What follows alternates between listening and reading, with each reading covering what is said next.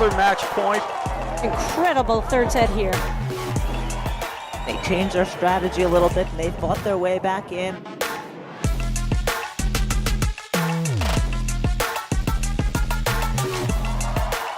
There it is, game, set, and match.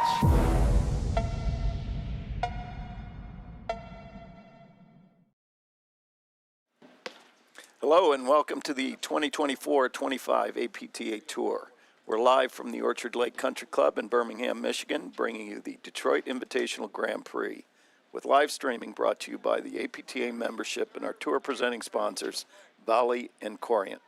Tournament support has been provided by the following local sponsors: Bank Rifkin, DAG Partners, Lux Homes, Oakland Hill Men's Ladies Paddle Ladders, Orchard Lake Thursday Night Guys, Oswald Company, Relax the Back, Viking, Marsh McLennan Agency, Jack McNaughton, and Zimmer Biomet. I'm Mike Raleigh alongside Brad Easterbrook, bringing you the men's final between Graham McNerney, Adam Morgan, and Guillermo Nunez and Jose Salazar. Brad, welcome to the booth. Mike, pleasure to be here with you again. And we have Frank Willard.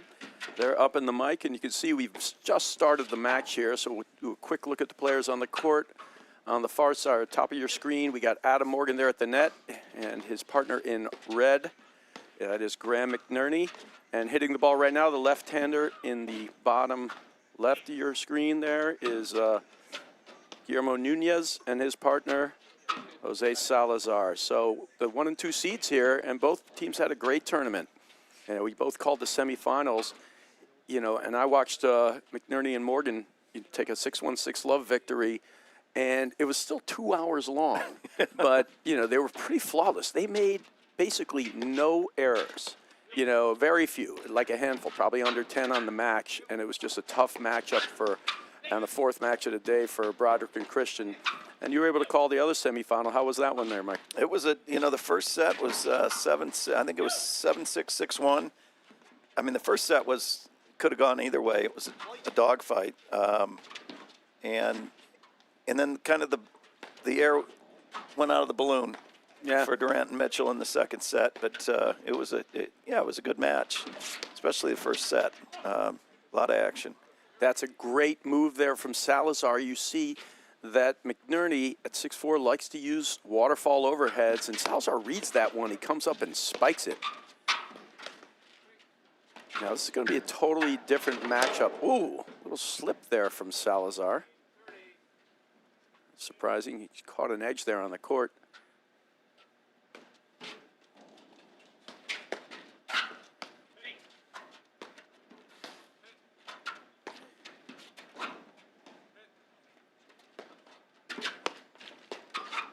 Yeah, we see Adam Morgan in his version of Tiger Woods Sunday Red. He's got the which is gray and blue. Yeah, he's got his Under Armour sweatshirt hoodie. Yeah, and that is the outfit he does battle in, and he is a great battler. You know, they've been a great team together, and they're definitely a team that's going to be, they're seated second here. Morgan and McNerney, a team in discussion for the national championships for sure. It's a nice pieces fit together. Morgan's got a ton of offense, can hit it off both wings, and McNerney's just basically one of the best volleyers in the game and one of the best net players in the game. And in the backcourt, he just doesn't miss, and he's so good at controlling the point with his lobs. Yeah, I used the phrase yesterday during actually I think Allison Morgan, Adam's wife, and I called her kind of the court general, that she was able to, through the course of the match, get, through the use of the lob, kind of dictating play when they were in the backcourt. And it's kind of, I think, something that Graham does with the lobs, where he's able to, work very specific spots on the court with his lob.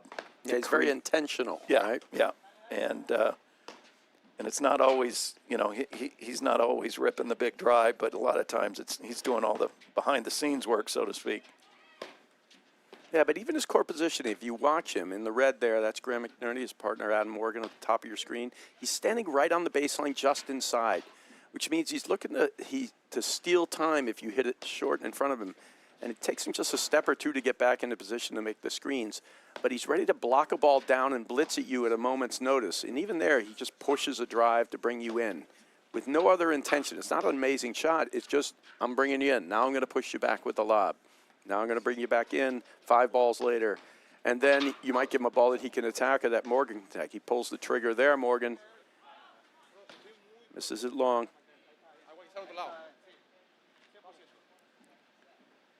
Now, Nunez and Salazar, there's a lot of offense over there. Nunez very quick to blitz. He got the lefty over there so that if they try to go down up into the side screen, he's looking to cut it off, right?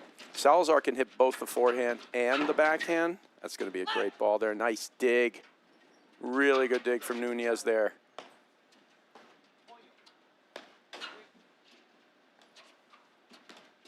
And you can see, obviously, the weather. It's cloudy and foggy out here. There is a little rain. But the court's not wet. We don't expect there to be any hydroplaning or anything. It's pretty dry. It should play straight up. Oh, see some water come down there off the screen. Nice rip through the middle.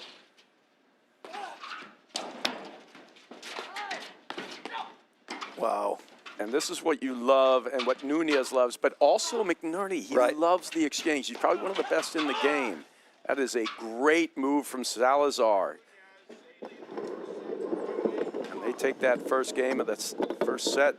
So this one completely different. We're going to see a lot of this transition play, a lot of back and forth. And, you know, I don't know stylistically if that's going to favor one team or the other. You have a feel on that?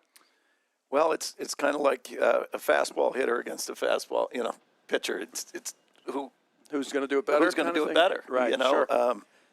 I love to see that blitz and the hand-to-hand exchanges there. Yeah, I mean, that game was really close. It was an ad game. It really comes down to, I think there was just one simple overhead in there and a good look where Salazar made 2 really good moves in that game. Mm-hmm. Where he was reading the overheads that were getting hit, and he jumped on top of them. A couple of really good offensive shots.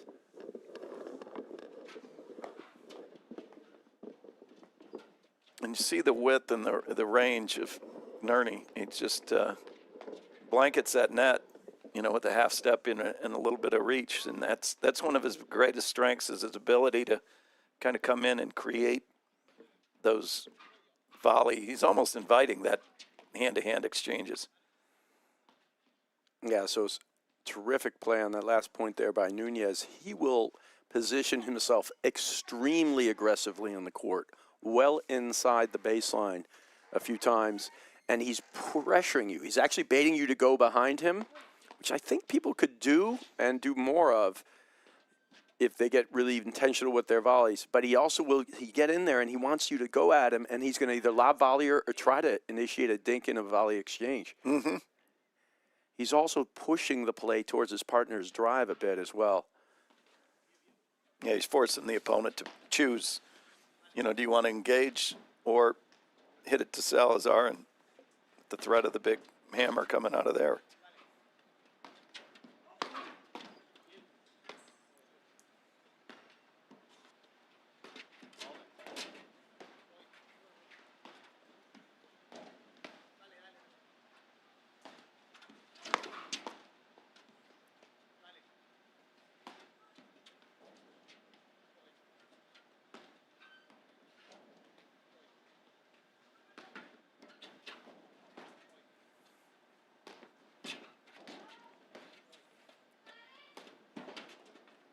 Now, here's where we're going to see if this is going to be one of the matchups I wanted to see in this matchup is exactly this. Nunez lefty slash overhead against Morgan's defense in that backcourt, right? Is he going to be able to cut him and start spinning him around a little bit and work it through there? We haven't seen it yet. This is the first steps of it. He's going to go roller, and he can hit all the ones from the one that bites into the side to the one that goes to the back and shoots off to the right. So he's going to make you move and make you work. And that's, I think one of Adam Morgan's great traits is his ability to, when he sets his mind to it, it's like, I'm gonna dig in here, and I will not give you anything for free. Yeah, there's no question he's a bulldog and has that type of mentality. You know, that said, already in this first game and a half, they've probably made almost as many mistakes than they made in the whole first set in their semifinals. Now, part of that is due to the strategy and the pressure of the ball that's coming in from Nunez and Salazar. You know, I've seen Morgan miss a couple of drives here, and it's going to be a very different look for them. Yesterday, they had everything that was coming at them they could handle. Today, the stuff that's coming at them, they can handle it, but it's a little more pressure, a little less time taken from you. You're not quite as set on the drive. Yeah. Right? So it's a different animal. And we're going to see if they need to slow this down just a little bit and look for the right ball. When I think to my count, we've had Morgan has missed 3 drives, and you know I think it was the right decisions. It just was an execution error. So, which means he'll get it as Yeah. the match, and you assume he's going to work that out, and Yeah. it's going to be better as the match goes on. And that was the thing with yesterday. They really didn't miss any, but it's different type of match entirely. So you're probably absolutely right. And we all see that in the beginning of a match. You got to calibrate your shots a little bit, right? And if you're a hitter, you got to hit. right. It's the only way you're going to win anyway. You know, McNerney and Morgan need Morgan's offense in that backcourt, just like they need McNerney's net play. You know, they're going to need both those things. That's what makes them such a tough team.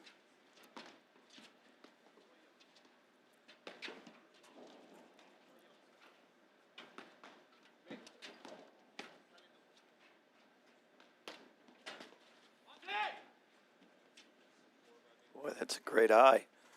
That's a really good eye and a good overhead, low into the body of McNerney, who's great at blocking him, but he's got to get down, and he's hard to handle that pace there. A little warmer today, too. Whoops, we got a little practice serve there from Morgan. All right, great start here for Nunez Salazar.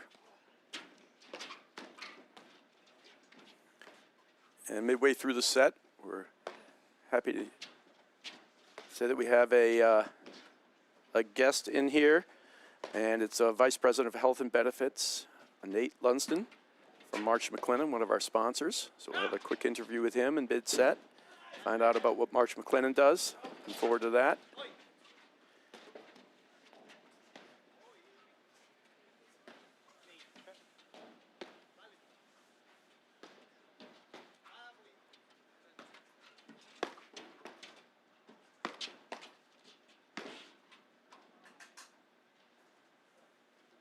And again, you see the difference between like an Adam Morgan forehand, which generally he tends to drive the ball with a little bit less spin. Yeah, it's pretty flat. And, you know, this, I think, really is just a matter of him kind of fine-tuning.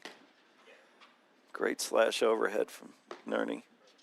Yeah, and absolutely. And once he gets it dialed in, it's going to be a completely different situation. Right now, they're losing points, right? When he's hitting these drives. But when he starts making them and he dials it in, it's going to be a completely different set of pressure they're going to be able to bring. And there, it's almost like he took 3 in a row just to sort of calibrate it. The third, it's not like they were off the net or anything. He's more like, I'm hitting my drive. Let's get this thing working. That's a great move. He pulled a McNerney there. A little blitz off of that ball and volley winner. It's a great move.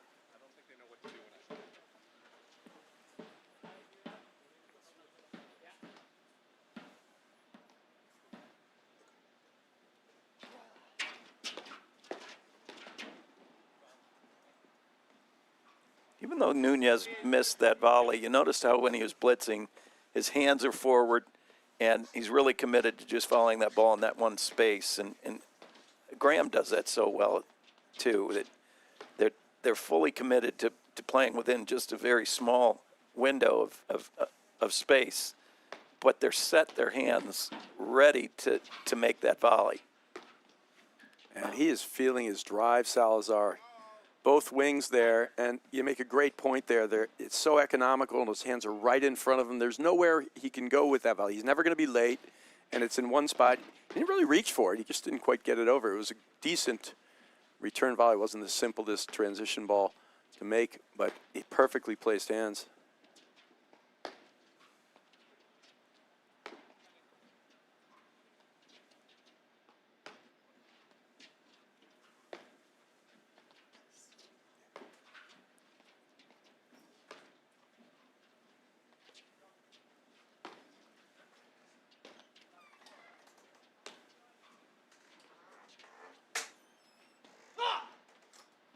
right, just trying to get ambitious with that lob. Cross court, push Morgan off the net.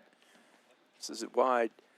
And right now, that's huge for McNerney Morgan, who just need to kind of get their first game and get started here.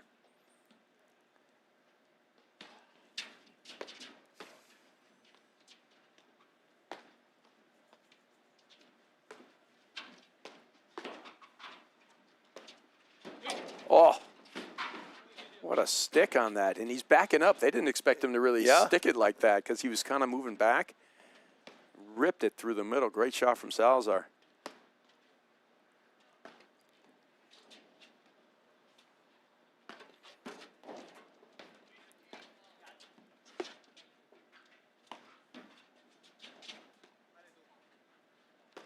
You know, and all four players have just incredible volleys, incredible hands at the net. But, you know, there's a theme if you watch, you know, all of the volleys, how quiet, you know, the paddle is. They're setting the paddle early, really kind of more catching than hitting that ball. And I think that's I mean, for anybody struggling with their volley, simplicity is probably the first thing that they've got to look to, you know. Yeah, without a doubt, you know, and if you watch McNerney in particular, like, but all these guys, you literally will not see the paddle move many times at all. It's just placed right behind the ball, and that's it. And more often than not, they're absorbing the power as opposed to pushing forward into it unless they can hit it down or they're in a really close position to the net.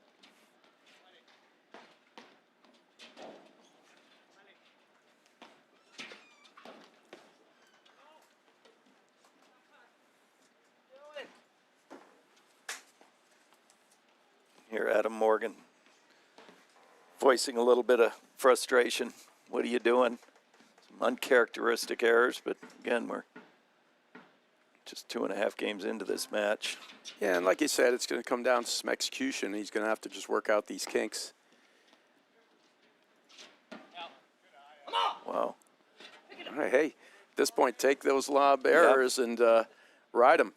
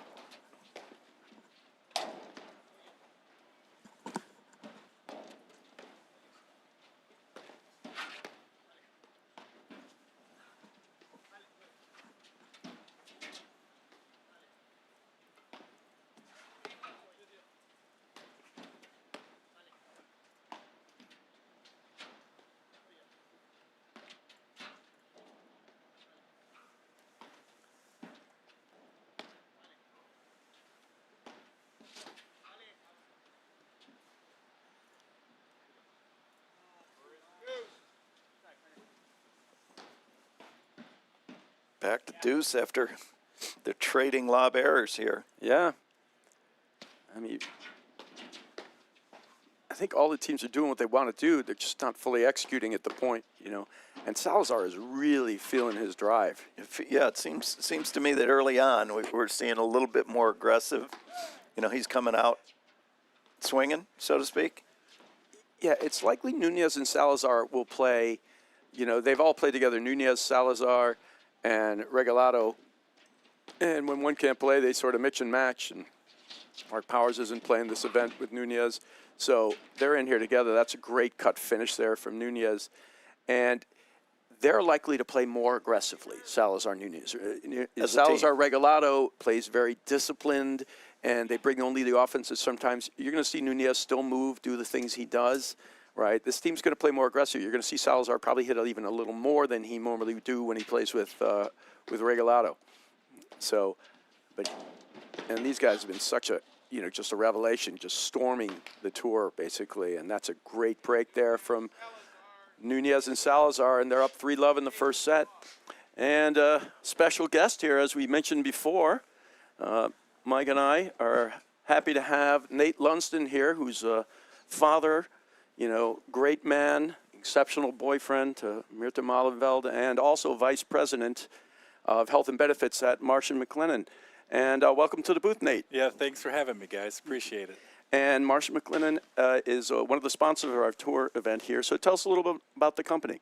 Yeah, so I've been with our company for a number of years. I operate out of our Detroit office, and kind of the elevator pitch is as follows. We're a risk management firm, which really means we specialize in insurance brokerage and advisory services, work with employers of all sizes, so, you know, a mom and pop type employer with 50 employees up to larger corporations with 25, 30,000. And we really specialize kind of in three verticals. We talk about employee benefits, retirement services, and business insurance. So well, that's terrific. That's so who we are. In a lot of cases, you know, a lot of the companies who end up sponsoring here, they end up, you know, paddle's a game where every single moment it's another decision, another situation that's arising here, and you have to constantly make choices. And in essence, that's sort of what Marsh McLennan is helping you guys do, you know, offering sort of like industry-specific solutions for people and for homes and for businesses.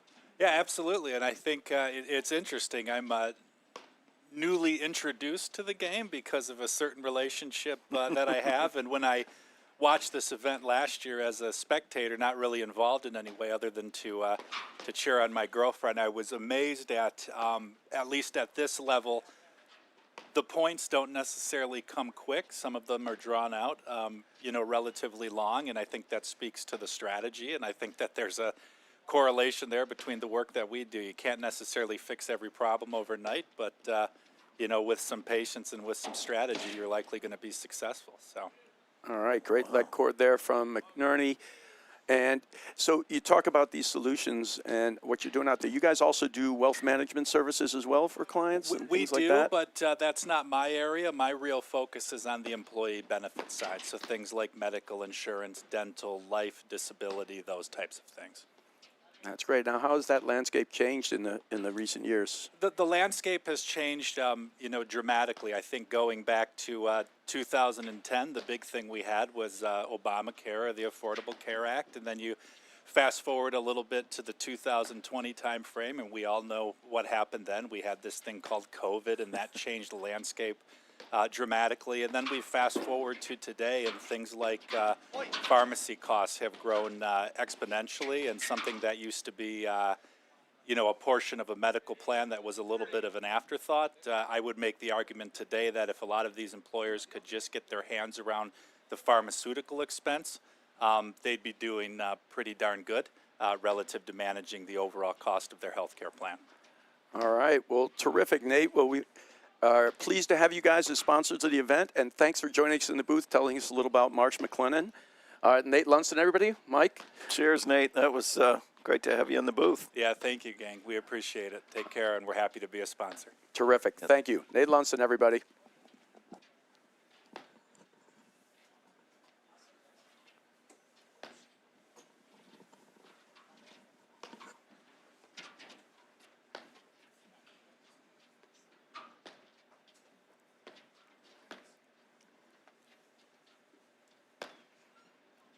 All right, so while we were able to do that interview, we played a couple of points, but we still got some going here.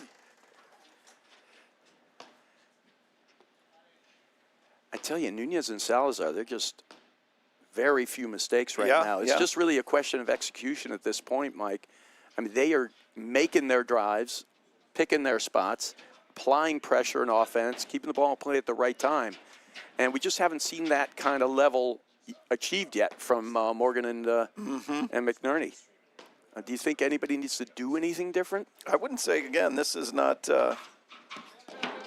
this isn't like a tactic change. I think it's simply, you know, tightening things up for Morgan and McNerney. They just need to, you know, I think Adam's going to start dialing that drive in.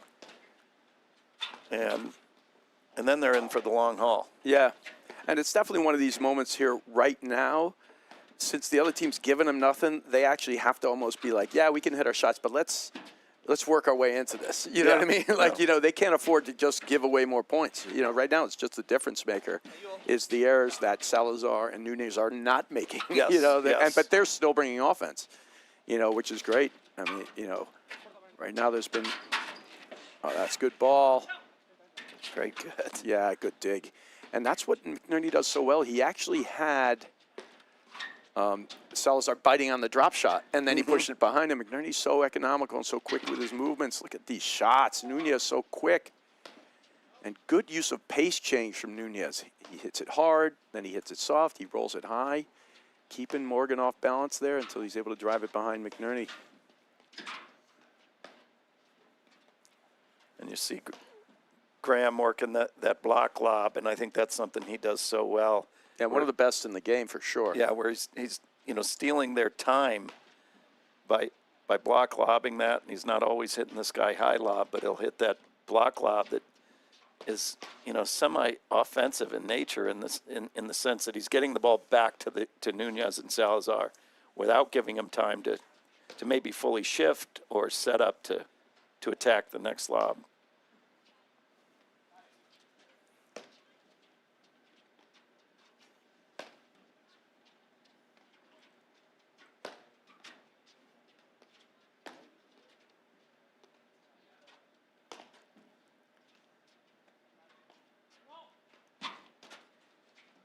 Ooh, that was close. Yeah, it looked wide to me from our angle, but it's hard sometimes on the live stream to get the exact call. But he did exactly right, Salazar. He didn't just look to see if it was in. He moved back behind it to play it, and then when it was in, he could easily make the shot. That's a heck of a drive. Again, Nunez is putting that ball so low to the net. It's not like he's not ready, but it's just such a tough little volley. Ball just dips underneath net level. McNerney was right there, but it's just tough.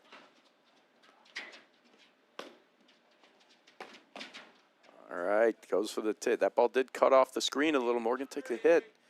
Still not feeling that drive yet.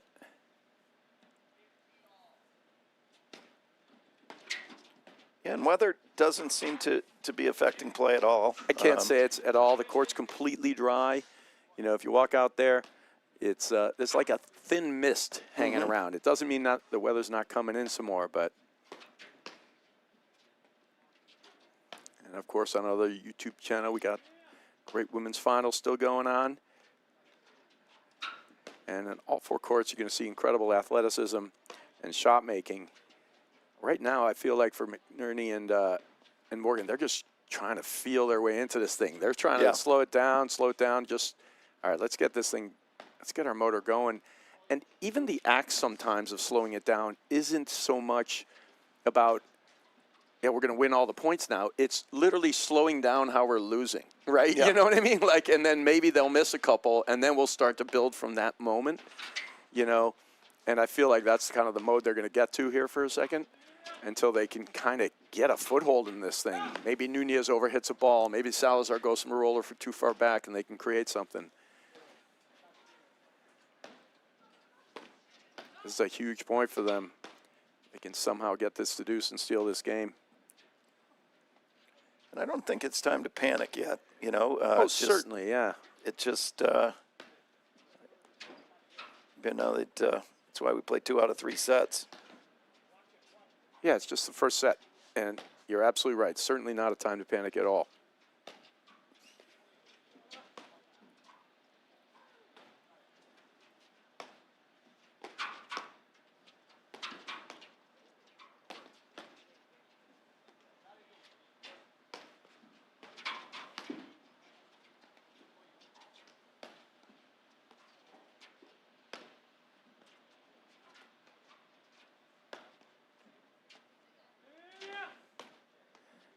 Nunez wants a lot of balls. He'll move to his left a lot, like, you know, cutting in there.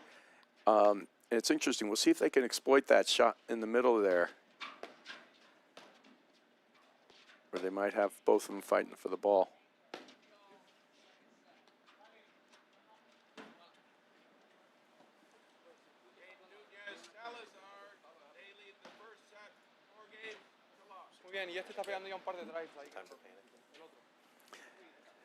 Yeah, so, I mean, pretty flawless right now from Nunez Salazar. I mean, I think we've had 2 missed lobs and a fault. In that one game, they had those 2, and they weren't able to capitalize yet, McNerney and Salazar and Morgan, because they're missing the shots that they are actually going for. And even there, they're playing that longer point. But you don't want to play that longer point and then end it with a missed lob, right? I think Morgan, in that point, was looking to make it and get it away from Nunez. But, you know, at this point, it's just Nunez Salazar just giving him very little and still applying a ton of pressure. Let's see if there's a switchback in the I don't think they are going to, though. And we talked about this with McNerney. It does not matter what side he plays, or he is the Swiss Army knife of players. Like, it doesn't change from one side to the other. The things he's still going to look for, he looks for. And his lob is good from either side, right? And sometimes this little change can be the spark. You know, by playing the opposite corner, a lot of times you can flip the momentum, or, you know, if you're struggling getting, for example, the break point, and you're in the backcourt, sometimes it's just showing the net team a different look. And, boy. Good spike there. And then volleyed out. He's going for the offensive shot at Salazar's feet.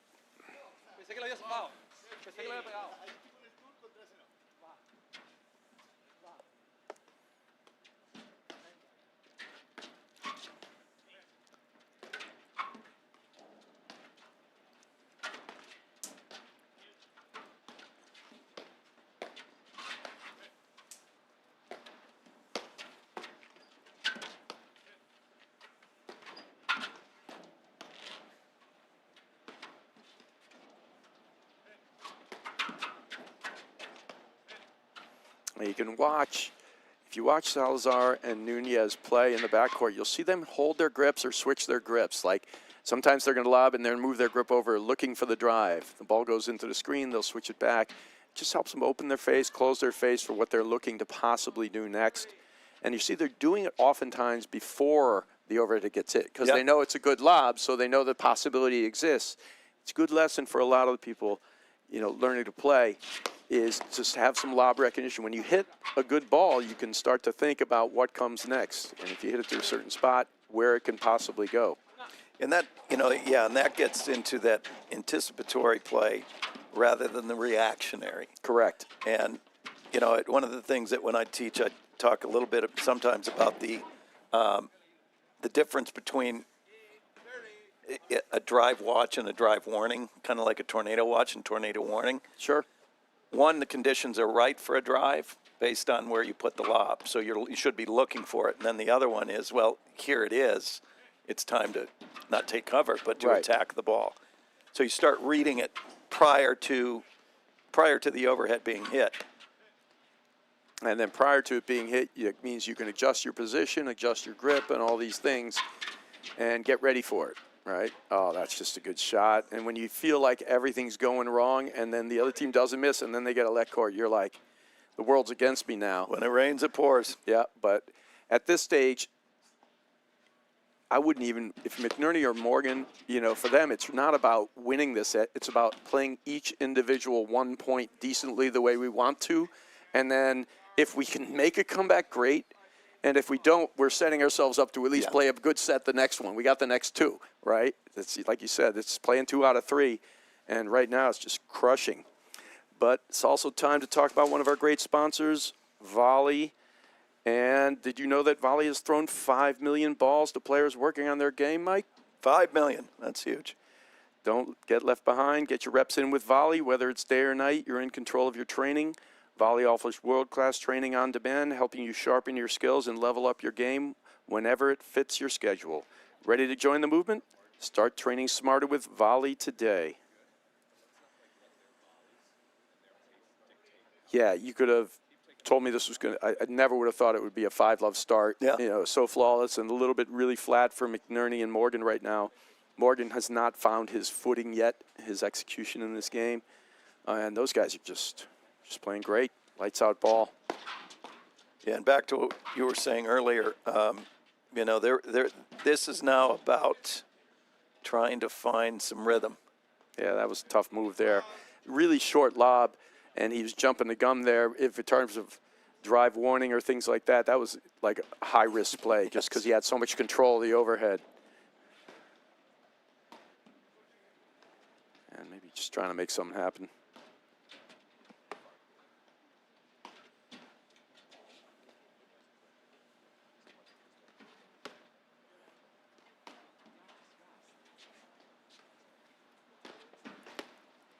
So as a coach, what advice do you give to Morgan You know, Morgan, McNerney right now? You know, for these guys, it's really simply, like I said, it would be the exact same thing I just said. At this point in the match, it's not about hitting one great shot. It's really about building a point and playing it the way you want to and getting, you know, the right ball to hit. You know, for these guys, though, right now they haven't, like, we talk about McNerney's ability to control an over a lob and push the pieces around. Is he doing it? No. They have all the answers right now. They're pushing it back. Morgan's got a great drive. Is he hitting it?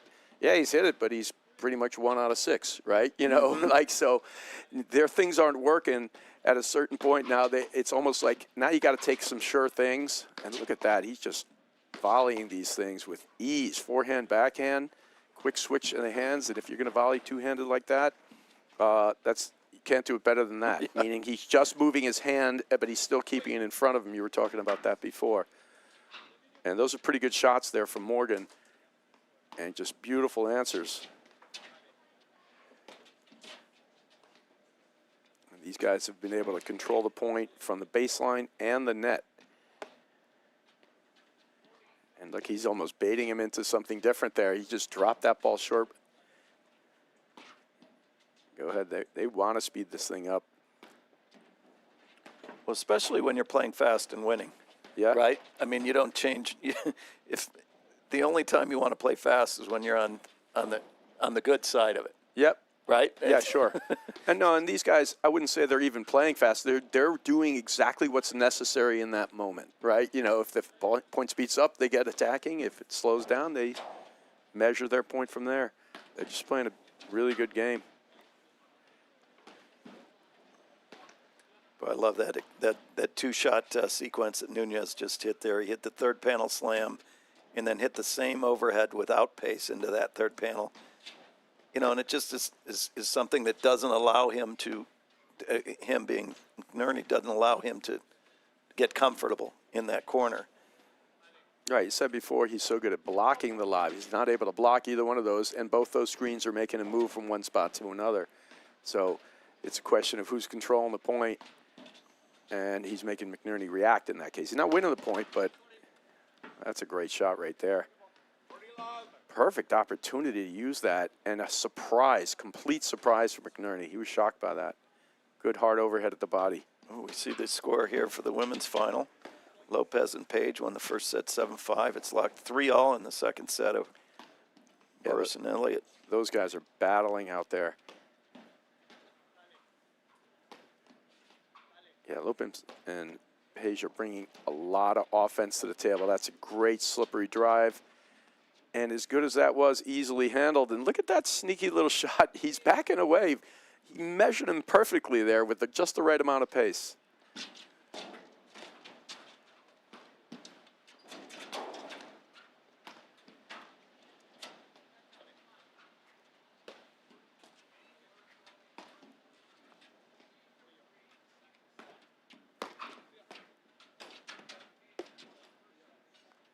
You see McNerney looking for possible drive from Morgan into blitz.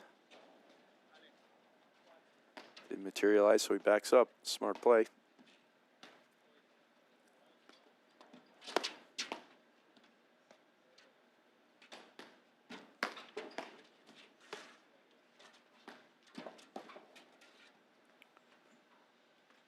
Boy, that's a game in first set. We will be right back after these words from our sponsor, right here on the APTA YouTube channel, presented by CSM Media. Want to see how Volley can transform training at your club? We've got a great offer for you. Gather 30 of your club friends, and you'll get a free 30-day trial of Volley. Experience firsthand how Volley's trainer can help everyone improve. Increase reps and track your progress, all while training smarter. Don't miss out. Visit getvolley.com and unlock your club's full potential with a 30-day free trial. At Corient, wealth management begins and ends with you. We believe the more personal the solution, the more powerful the result. We treat your goals as our own. We never lose focus on the life you want to build. And our experienced advisors design custom-built strategies to help you get there. It's time for a wealth management experience as sophisticated as you are. It's time for Corient. Welcome back to the APTA Tour. We're here at the Detroit Invitational in Birmingham, Michigan, with this men's final. I'm Mike Raleigh alongside Brad Easterbrook. We're bringing you now what is the second set between Adam Morgan, Graham McNerney, Guillermo Nunez, and Jose Salazar. Salazar Nunez won the first set 6-love. Bit of a barnstorm here, and I expect that we're going to see, some. I hope and expect that we get Morgan and McNerney coming out to start this second set with a little more precision. Yeah, I mean, it was a great first point there. Nice, they tried to attack and blitz, and we had a signature put away there from McNerney at the net. And you could see McNerney and Morgan talking a little. It's almost like, look, at this point for them, what you really need is a short memory. Almost just erase that first set. It's like it doesn't happen. You got to play with some urgency now, but it was just on all levels. It's like, you watch a football game. How do we do? Well, we got defeated on special teams. We got defeated in the kicking game. We got defeated at the line of scrimmage. There wasn't an area that was working for them. So they just got to put that behind them and be like, all right, here we go. New set. Let's get after it. New game for us. And it was just a flat set. So short memory. Get back to work here. And you can see, Morgan and McNerney talking a little in the beginning. And if all the areas that they're so good at, didn't materialize in the first set. Morgan's drive didn't work. You did not see McNerney able to impose himself at the net or anything of the sort, or you didn't see McNerney be able to control points with lobs. And these guys are just presenting a tough scenario with them. Anytime McNerney's tried to do a down-up overhead, they're getting ready for the spike. They're bringing offense on all sides. We'll see what they come up with here, but a good start. They're at 40-15. And honestly, for me, a match doesn't even start until the other team gets a game. It's just once you get that first game, now the monkey's off your back a little. And we'll see what this match has for us. The first set wasn't really a match. It was just a rough start.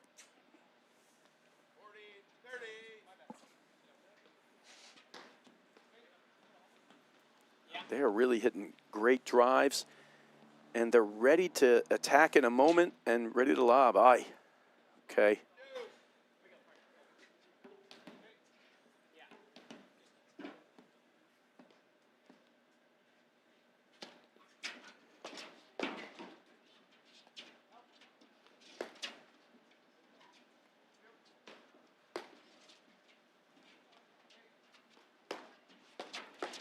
Wow, that is a quick move and a big forehand drive from Salazar. And that, poses a different problem a lot of times that we're looking now. We've got forehands on the outside on both corners. And, we've seen both Nunez and Salazar now jump the line on Graham down up overhead, his waterfall. And so it's taking away a little bit some of the things that he does well. Absolutely. These guys are presenting offense in every quadrant of the court, from the side, the middle, and the corners. And so there isn't a spot like here. And then you got a tomahawk two-hand backhand there from Nunez, followed by a blitz. If you don't volley it perfectly. Now, that one he hit from his heels, he made one in the first set just like it. Yeah. So, okay, I'm not going to fault him on it, but if anything, that's going to be the best opportunity they have. And one of the opportunities, and hopefully just Nunez and Salazar cool down a little bit. Yeah, it was just a little long.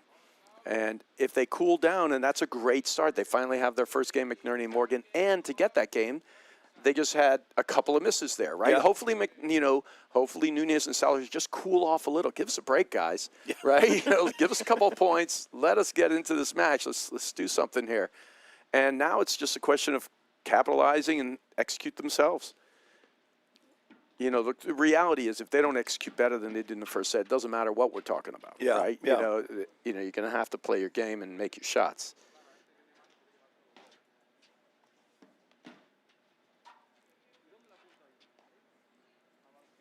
But that was a good start for them. It's got all the elements they need.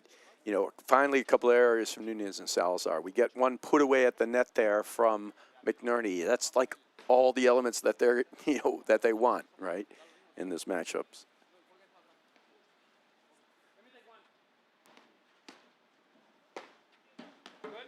And then on the flip side, there's actually a danger here for Nunez and Salazar, meaning you win that easy, 6-love, Yeah. and are presented with nothing. Now, to me, it didn't look like they were taking it easy or got flippant or careless with any of their shots. But when you win that easy, what I'm always saying to my partners, look, we just won that 6-love. They're going to get better, right? Yeah. You know, like it's not going to be this easy, this next one. We can't just start hitting balls left and right. So in a weird way, there is a danger moment here for Nunez and Salazar. You know, they just have to keep with it. They can't all of a sudden start going for crazier shots. What they're doing is perfect. You know, playing good, solid paddle, bringing offense when they need to. Yeah, the dreaded 6-love set. It's can lull a team into the false sense of security. Like, okay, here we are. I mean, this is going to be easy. And you know, sometimes they let their guards down. And then the other thing is, it's a team that lost. They're not going down without a fight. Right.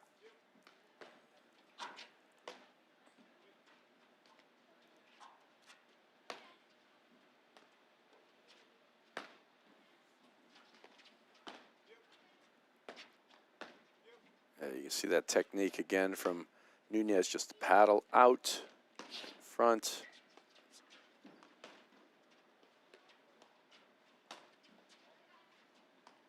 Now Those it's good carve. Wow. Yeah, that was a unique ball because most of the time he'll hit that longer through the court and spin it towards the side wire. And that time he kind of cut it so it didn't make it anywhere. It's totally surprised Morgan. He should have blocked it, but he was not ready to.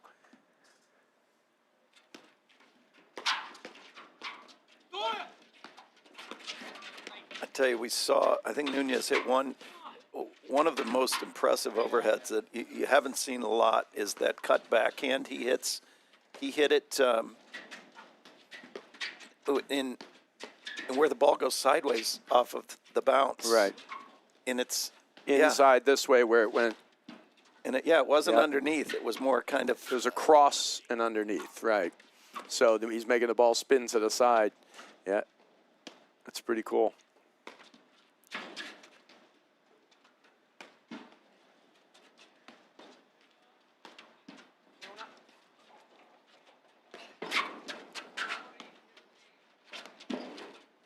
See right there, Salazar looking to pinch on that. That's a great shot there from, and this is all of this is a great sign. You know, if McNerney gets one of his shots to work, in that case he did get the waterfall for the winner. What a beautiful drop. Challenging serve, it catches him and catches McNerney in close. Beautiful drop, he held it. Took all the pace off right at contact. Good dip and return. And McNerney's presence probably caused that miss.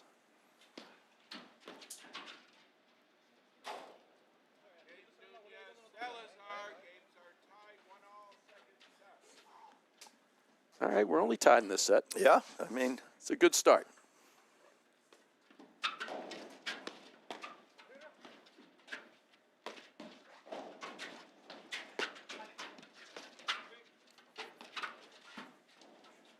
boy, and you see Nunez always, I don't know if you want to call it stirring the pot by stepping forward. You know, Always, he's yeah. always sticking his nose in there. And He's always pressing, right? And he's making you think about him. And it's making him a little unnerved. You know, McNerney's missed a couple of volleys he doesn't normally miss. And because he doesn't always hit it hard, but he will hit it hard, he dips the ball down and he comes forward a lot. But they're doing enough of the other things, like lobbing McNerney off the net enough, you know, where he's, you know, at this point in his semifinal match, I had seen McNerney close off the net, read a drive, hit a drop volley for a winner probably 6 times. but it's a different set of preparation that you're seeing from Nunez and Salazar. They're hitting it, moving forward into it. He's right on. They're moving into it. There's no. They're taking away the drop. He's also getting pushed off the net a little bit more. He's not crashing back in. He's not able to read it as well. And this is just a different set of pressures they're putting on you.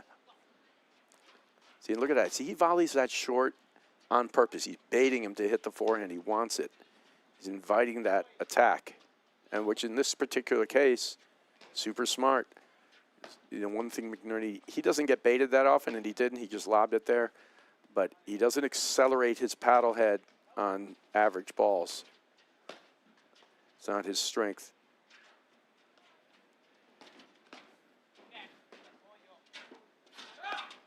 Oh, good blitz that time. Oh, a little sneaky Pete there. Yeah, and Nunez, he just slapped himself in the thigh because he got suckered into it. So here's where they put it behind. They actually want this. Back. They No, want I'm this, not. and here he goes. Yes, he's running away, and he just comes right back in. That was a perfect move there. I love it. And that is actually sort of quintessential McNerney right there. His blitz game is awesome.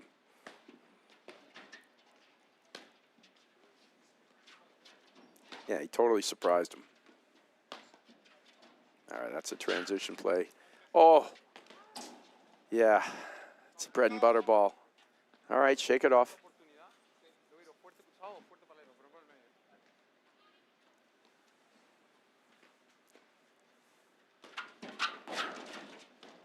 I tell you, Mike, with a lot of endeavors, you know, this size and running a Grand Prix, there's always so many volunteers and people who put in the good work.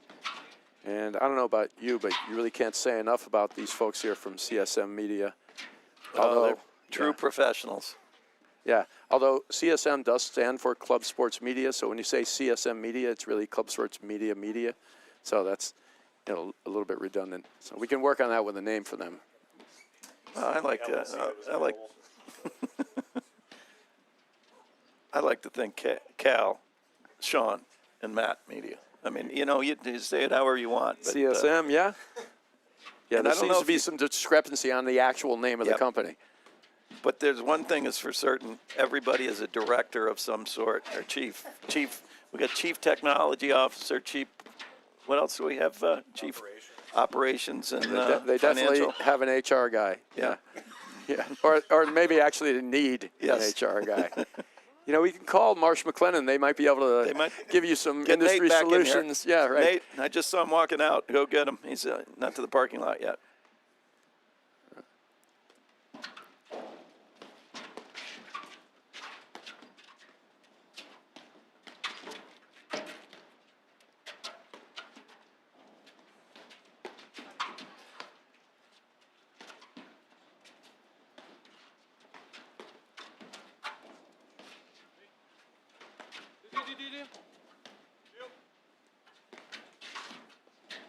Boy, that's a great high backhand. You don't teach that, but Morgan able to take that high backhand and push it back deep within 2 feet of the baseline. Yeah, and it's funny you say you don't teach that. And generally speaking, traditionally it wasn't taught, but it's getting used more and more these days, you know, with different formations and things that are going on here. And this is great. All right, McNerney Morgan in this set. And exactly the format that we talked about, it's starting to come to play a little. We're getting a couple of misses out of them. They're able to find some attacking overheads. So this is more we expect in a match, a little give and take. And right now there's a little give out of Nunez and Salazar, and these guys got to take advantage of it. 2-1 now, McNerney Morgan.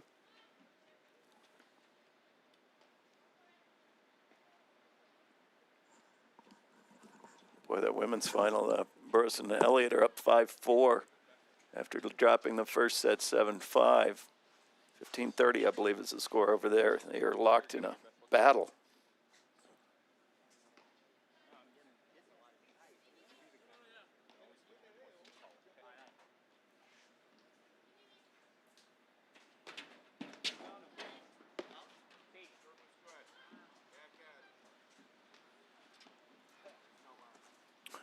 The mark doesn't lie. Normally we don't get marks on the paddle court, but slightly wet ball.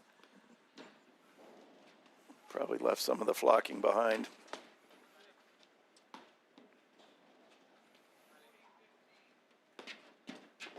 you know, and to use your phrase, the give and take, you know, their last set, it was a lot of giving and all the taking from Nunez and Salazar, and now we're starting to see a little bit of equal opportunity sharing of unforced errors as well as a little bit better play from Morgan and McNerney.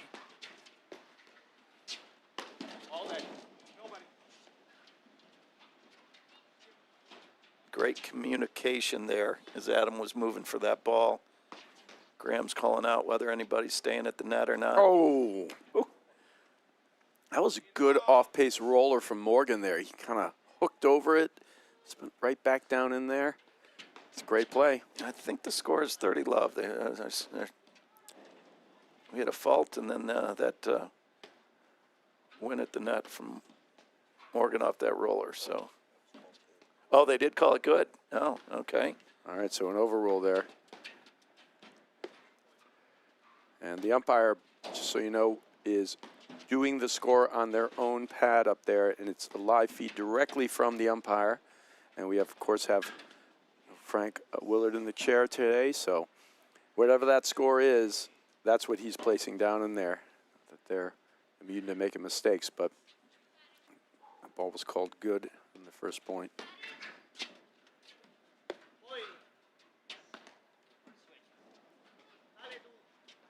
Switch in the backcourt. And for these guys, it might just be a different look. They also may just get a little more offense in there. It kind of Morgan's forehand in the middle is more dangerous. And there's a good little teaching moment that Graham is sharing with Graham McNerney.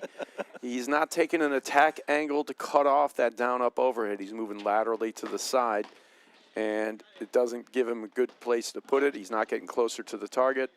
He wants to follow it up with a blitz. So all you kids try that at home. Make sure you're going forward to cut off there. Watch it. Boy, that's Yeah, it's a good attacking overhead. He's making him choose. I always say that's what a good overhead does. It makes you make a choice in the moment, right? Am I getting this off the side screen? I let it play off the back. got to commit to one. And he committed to the wrong one there. He could have had it off the second, but that's a pressure overhead. And most players still make 90% of them, but, you know, you got a guy to miss 10%. It's a lot at this level. Yep. And that was a great shot, good high-pressure overhead.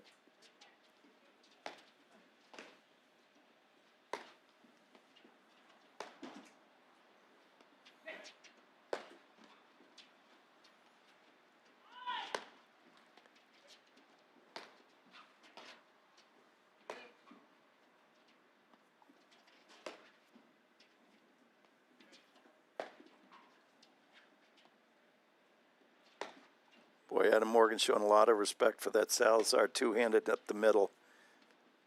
You know, it normally is the safest place on the court, especially against righty-lefty with their forehands on the outside. But yeah, you're saying they can't just dump it to the center because Salazar is going to thump a backhand at him. And you're right. He's got a good backhand. He hits it off both wings. Oh, that's a danger ball. You know, that waterfall, he's gotten a point, but he's getting hurt more than he's getting help with that.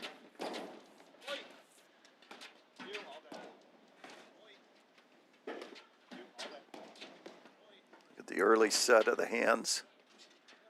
Drop shot used to shake up the court a little bit here. Nice play from McNerney to survive that. He stayed up there, though. He expected Morgan to be able to put the ball lower, but good recovery. There you see a third panel slash, and it goes right to a switch. Smart, because it makes it a natural move. He's going all the way to his left, going to his right. And you can see they did that, you know, almost telepathically. They just know how to move at the court and where you're covering next.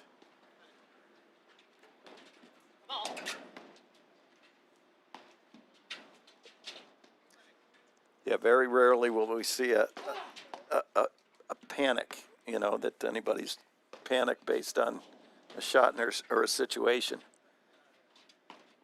They do a great job covering for each other, almost like you said, telepathically. They just know what the role is given the situation.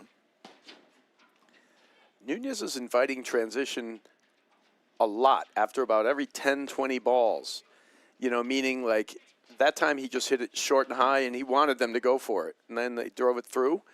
But he's looking for this type of fast play as much as possible. About 15 balls into the last point, he smashed a hard overhead, not with the intention of actually anybody missing it. He just smashed it so it's inviting transition. You know, now I don't know if it's good or bad. I know it's what he wants to do. I'm trying to figure out if there's a way this could actually work for McNerney. Like, all right, let's, you know, but then you got to deal with the spin overhead that he's going to hit. Should we lob him more, wait for him to invite this transition? Is this good for us or not good for us? Strangely enough, if he's inviting it and you don't want to do it, you could actually just hit it over and stay back. But I think it's actually good for McNerney and Morgan. I don't think it's necessarily bad. I think they've got to start winning some more points at the net. And if it gives them the net more, that should ultimately be decent for them. Yeah. As long as they can win the, you know, hit a good transition ball and take the net.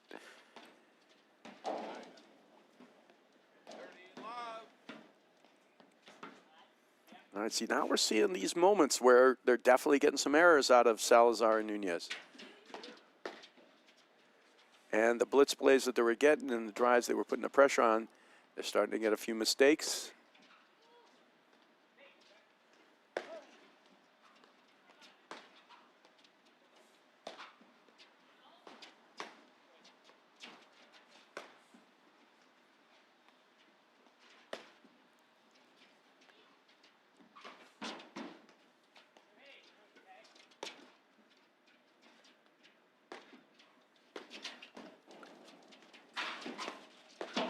Nice. Oh, that's Wow. good. See, now, there's a moment where, as talented as Nunez is that the right shot? Yeah. He's fading back and away, going for it. He's got to either hit him, and he's got to only clear the net, or is it the better shot to hit a lob there and go back? So, and this could be the moment now for, you know, McNerney and Morgan to capitalize. It could be You the know, spark. They want to play fast, and right now they're playing fast, and they're making some mistakes. All right. So 3-2 lead for McNerney Morgan here. Good start to this second set. And it's time to talk about Corient. And Corient is the official wealth sponsor of the APTA's 2024-25 season. Corient is a fee-only wealth manager who puts their clients at the center of everything they do. And to learn more, go to corient.com and check those guys out. I don't know about you, Mike, but all of us can use a little wealth management advice, that is for sure. It's either the management or the wealth or the combination of the two. I mean, I can't argue. We need a little bit of There you everything. go. Oh, there's their score. They've split sets in the women's final. Yeah, Lopez and Page against Burrish Elliott battling the 1 and 3 seeds. All right, so this has all the elements for McNerney and Morgan that they want. And Nunez, he's getting fast. He's getting, like, quick. Like, that game was, he's been inviting transition, ball after ball here. And the speed of it was working really well in the beginning. I mean, it's still they're on serve here, but starting to give him a moment. Good leave there. Quick drive from Morgan.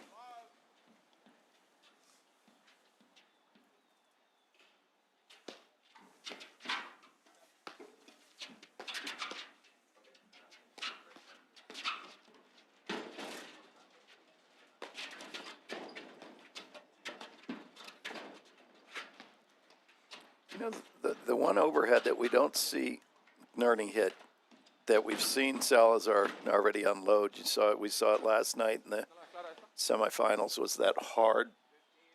That really just hard overhead right Oh, at the someone. smashing Yes. overhead. Yeah. Yeah. Yes, he Have doesn't you hit seen it. him hit it? No, I don't- McNerney doesn't hit it. Not sure why. I actually personally think it's a great shot to add to your repertoire. I used it back in the day. I thought it was very useful, especially on certain balls where they might think, you know, you're going to drop it, you're going to hit it, and then all of a sudden you smash it at them. You know, and it could be very useful. And depending on the foot speed of your opponents, too, quite surprising. You know, so I think everybody, it's not a bad a tactic to have in your bag or a tool to have in your bag. And it's not necessarily malicious in intent, but you don't. We're trying to hold. You can't hit winners in this game, but boy, a lot of shots are used to make your opponent feel uncomfortable. Correct. And Hey, look, that's just another tool. It's not about trying to hit them or any of those things. it's about trying to end a point, which isn't so easy to do out here. People have mixed feelings about it.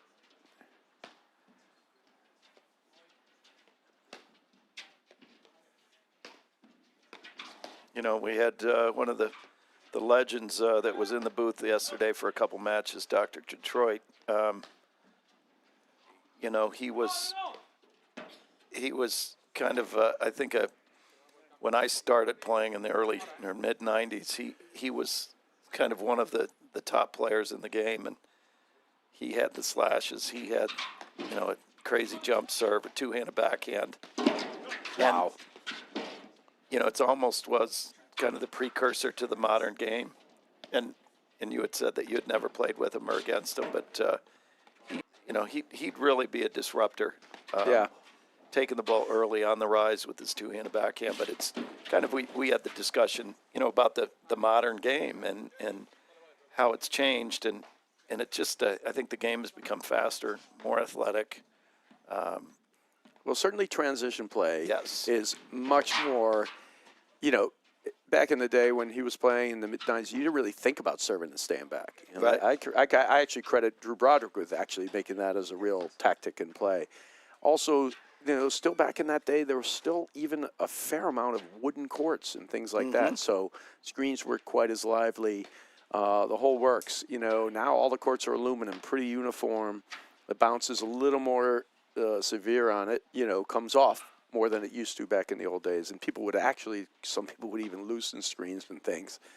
You know, so it's just lend itself to this sort of transition. It's sort of like how every game does. The tenets remain the same. You're right. I mean, right. we can still see out here 40, 50, 60 lobs, somebody taking the net, and, you know, and you still got to keep it in play.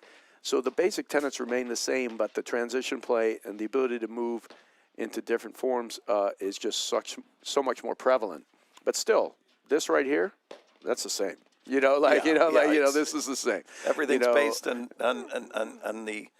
the staples and the very cores hasn't changed. You know, what the core skills are still what they are and what they have been. But and now the ability to hit spin overheads, which wasn't even tried in the past. Nobody even thought about it, right? You know, that much. Such a difference, you know, in that regard. Yeah, and Jeff's contention being that the ball has changed. And I do think that you don't see as many winners in the corners, you know, where they're able to spin the ball and get it to lie in the corner. But you also see a lot more of the cut drop shots now. Right.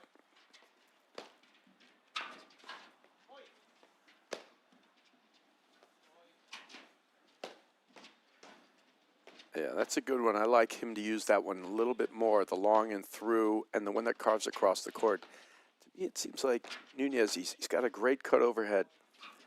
I think he's hitting a little more slightly over the top, not sort of down around the side of the ball as much. I'd like him to mix that one in more. So the ball's staying It's through low and then shooting to the side more, Yeah. but remaining low. You know, and that one across the court there, that's the right one too, but it's not quite through the court enough. It's like, it's still dangerous. It's still got stuff going on. Oh, tough one. Yeah, and there's like, yeah, Morgan can make that one, but it's a good overhead progressions there from, he made it difficult on Morgan there, and he pulled the trigger. Good plan there from Nunez, mixing in different overheads.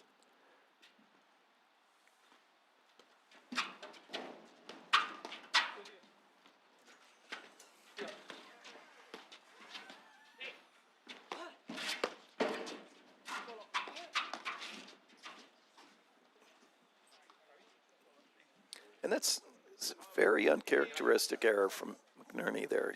You know, just to see him, he was almost caught off guard rather than being fully engaged in that transition out of the neck and back to the backcourt. You know, I was talking about this a little with John Kilmer last night, you know, in their semifinal match where they were able to just play a really flawless match, you know, and win 6-love, 6-1, or 6-1, 6-love. is a different set of pressures, though, that Nunez and Salazar are putting on there. Like, they're so much quicker in and with the volley right back at them. It's still surprising to see McNerney miss it, but it's definitely much more pressure blitz, than what he saw even yesterday, where he was comfortable. He almost looked uncomfortable as he was backing up in there, right? And that's just the pressure I think Salazar and Nunez are applying. Just with the speed of how they're getting in, they're also constant ability to move forward. That's just beautifully done. Quick lob.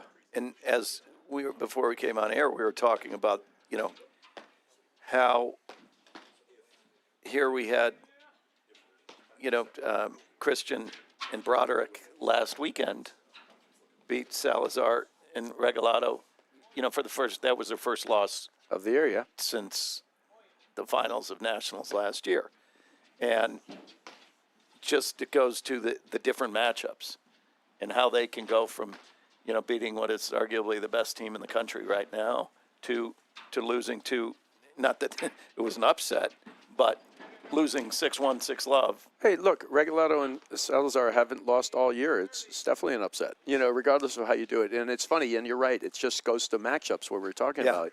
How has Christian and Broderick beat those guys who are the best team in the country right now and then lose, 6-love, 6-1 to these guys? It's just simply the way they reacted to the matchup and how their lobs affected the play. And also a little bit about, Regalado. I would think a lot of people are going to go back and watch it, including Regalado and Salazar, to say, all right, how did this actually happen here? And how were Christian and Broderick able to do that, right? Whereas most of the other teams that have played Regalado and Salazar, so far this year, they've been flummoxed. They try to end up doing more, right? And that's exactly the place they want to put you in. Regalado and Salazar.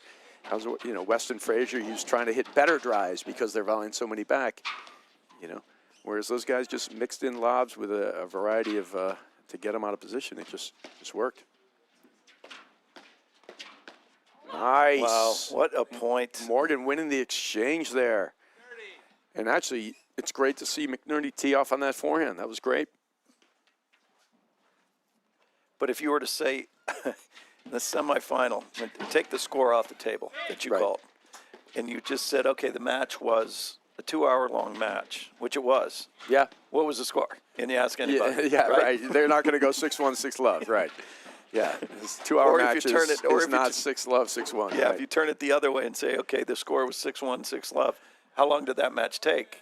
They're not guessing 2 hours. Right. You're going to go, it was probably 45 minutes, right? Yeah, you're absolutely right. Yep.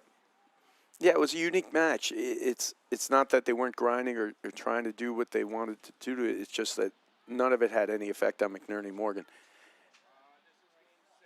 And as a consequence, it wasn't like they weren't winning points. There were plenty of, games that were close, but it was like they were losing, they'd win 3 but lose 4. And you're going down fast, or maybe it wasn't even quite that ratio, but it's something like that.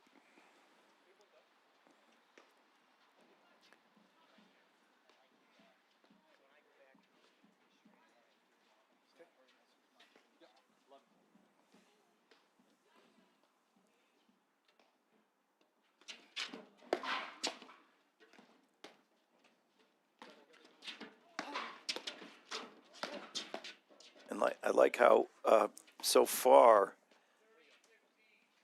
in this set, Morgan, McNerney have been able to they're playing with the lead, so to speak, even though they're on serve. They're playing up. They're not playing from behind the whole way. I am a big believer in that too. It always feels somehow like 5-2 is one break, but it feels like more sometimes, right? Yeah. And when you're up ahead and the other guy has to serve to get even, it is a good feeling. Always it feels like you have chasing. one more chance, right? And I don't know what the percentages, and I bet Graham, being the statistician that he is, could tell you. He had sent me a spreadsheet back. I don't know when it was in the teens, 2018, 2017, where he took and statistically analyzed every live stream match. Right. And it was I had a hard time even reading the spreadsheet. But the percentage. What do you think the percentage of holds versus breaks and throughout the match? I mean, throughout the. I don't know. Probably close to 50%, I would guess, but I don't know. Probably close to 50. Yeah, and it isn't overwhelming holds to breaks, but I'd say closer to 50-50 too. Right. But you never panic when you get broken, but boy, it is nice to break. Yeah, and for a lot of teams, it is a curious thing to know what it is, because for a lot of teams in this game, you tend to receive more than you actually take the serve. More often than not. I don't know if you were like that at all, but Oh yeah. yeah. So it's a different feeling too. Somehow it feels right though. If you don't break, it's okay. Then you're coming in. But now you're actually playing that uphill game the whole way, serving to get back into it. So it's unique. Talking about both sides of that.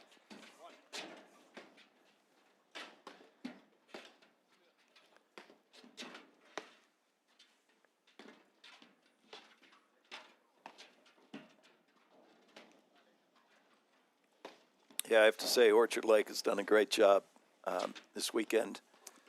From the barbecue last night Lincoln has been, the host professional, has been working nonstop.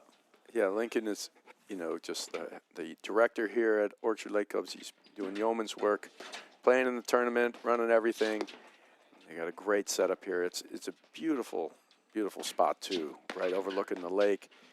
And if you ever get up to that clubhouse, it's literally just right picturesque, right overlooking the lake in the back there. It's absolutely gorgeous.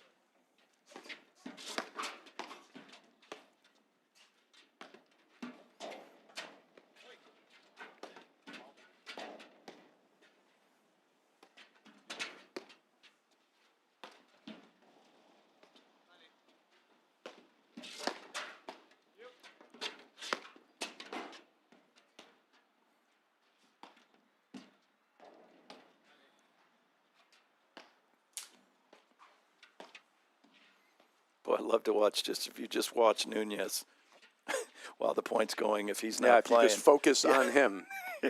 It's just like, man, okay. No. Yeah, he's ready to. He's wired up, ready for action. But he just like he took his paddle out of his hand, Right. out of his left hand. And Yep, just like that, right there.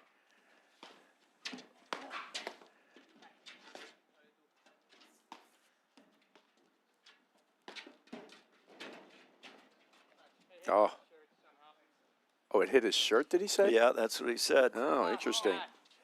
So there, I was trying to figure out, he didn't make much of a play on the ball, but that's why, because it hit his shirt. Well, that's great. Awesome sportsmanship there, displayed by Adam Morgan. That's something an umpire couldn't see. He's got to make that call on himself, and he did. It's a good play. All right, opportunity here for McNerney Morgan.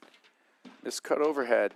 2 this game. Yeah, and so they're in this. They're getting what they need. And we're talking about the give and take. It's time for them to take these type of opportunity. And there's the confusion that I was into, because these guys are both, they don't play together all the time. And they don't really play traditionally, sort of like this guy's over here. To me, that's 100% Nunez's ball, right? The ball's there. When the lefty's in that spot, let him go on the attack there. Yeah. But they kind of do a lot of, there's a bit of both of them thinking about who's getting what. And Nunez also on this side, to me, that same ball would be Salazar's if they were flipped over to the other side. But it's like half and half. Yeah. You know what I mean? So there is a moment where these are going to come up. I'm surprised we haven't seen 1 or 2 more of those, actually. And I think that, one of the keys to it's a lefty-righty combo can be both a blessing and a curse, and for that very reason, that if they're not defining, okay, this is our scheme when we're at the net, and this is what we're trying to get, and who's driving the ship, so to speak. Is Right. it going to be, okay, the ball's coming out of the ad side? That would characteristically and historically be Salazar's ball as a player cross court. Right. And then conversely, with the ball going out of the deuce side, That's exactly what he's looking for the Yes. first time, and he First time. fell right into that trap, Nunez. He actually bounced that over his head hard enough, and then he stood right on top of the net, and that's the first one we see, and Nunez fell for the bait there. Yeah, Yep. first one what, 13 games? Yeah, he fell for the bait. This is a great opportunity now, McNerney Morgan. And what a tale of two sets, right? You know, you got a flawless set and a flat team, and just forget about it. Let's move on. And now we got the errors creeping in, a couple here and there, a couple of missed slash overheads. Their offensive shots aren't all working. And then we capitalize here. And like I said, he wants to play transition, Nunez. He's inviting that drive. He's hitting it short, saying, come in, play.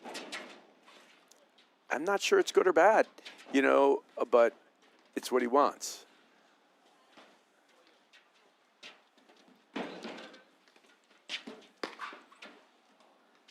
Good leave there, one break point saved.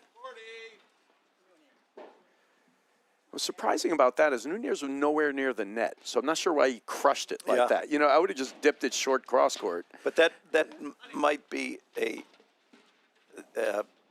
product of his quickness that. Yeah, he's afraid he's going to be coming in, so he wants to hit it into him. Yeah. And if he off speeds it, right. What a volley! Wow, good spot, and then a pretty good volley from Morgan there.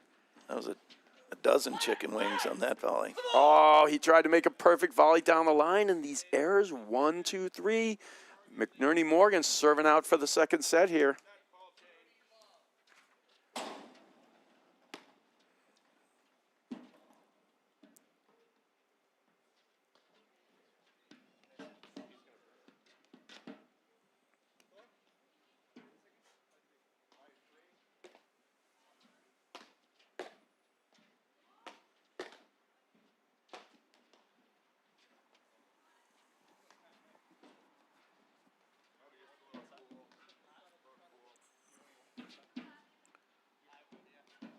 New ball. They're requesting a new ball. A new ball? Yeah, it must be. What is it? After 7 games, they get a new ball, and it appears that one might either be lopsided or maybe they gave him the square ball. Yeah, the dreaded square ball. They come in a pack with different, you know, geometrical shapes. He's going to take a little serve here. I always found it hard to start with a new ball, you know, in the middle of a set. Interesting. Yeah, you just felt like it's just a different feel. Slightly different feel. That's why they're, I think, hitting it. But the feel's changing every moment. Yeah. You know, because it's losing its, you know, the flocking as the games progress, but too. It's a little more gradual than popping in that new one. Sure.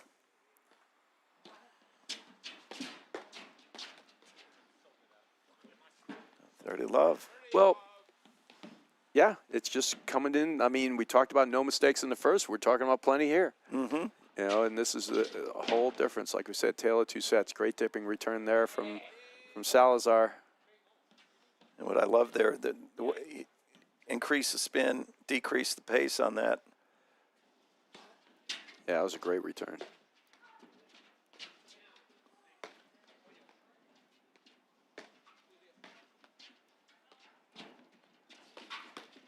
Oh, hands. That's too good. Whatever the outcome, that's what he wants to play. Yeah. You know, like that's it. He doesn't care who it is, Nunez. He wants mixing it up like that. Good 2 points for them. 30 all. Here comes the blitz again. In that blitz, whether or not he gets his hands on the ball, it's really shrinking the court that Morgan can volley into, right? Yep. You saw him. He basically took the court and gave him about 20% of the court to volley into straight ahead. And it just makes, you know, the volley's hard enough. We know that the volley's the hardest. The first volley is the hardest shot. That's good dig there from Salazar. He's working it here. He's going to hit that one. Good leave. He's looking for the umpire to overrule it. You know, and you see that Graham is kind of starting to kind of get himself into this match, like dictating a little bit more. We've seen 2 drop shots, some cut overheads.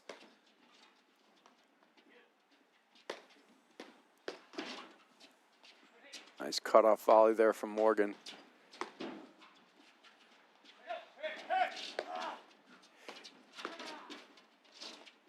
And Nunez is, you know, is particular, sort of like Drew Broderick. he has like a full semi-Western forehand, right? But that's good picking from Salazar. But he'll hit a lot of forehands with that continental sort of slap. Mm-hmm. Good volleying here. Just the energy level so different, you know, in this entire match from that first set.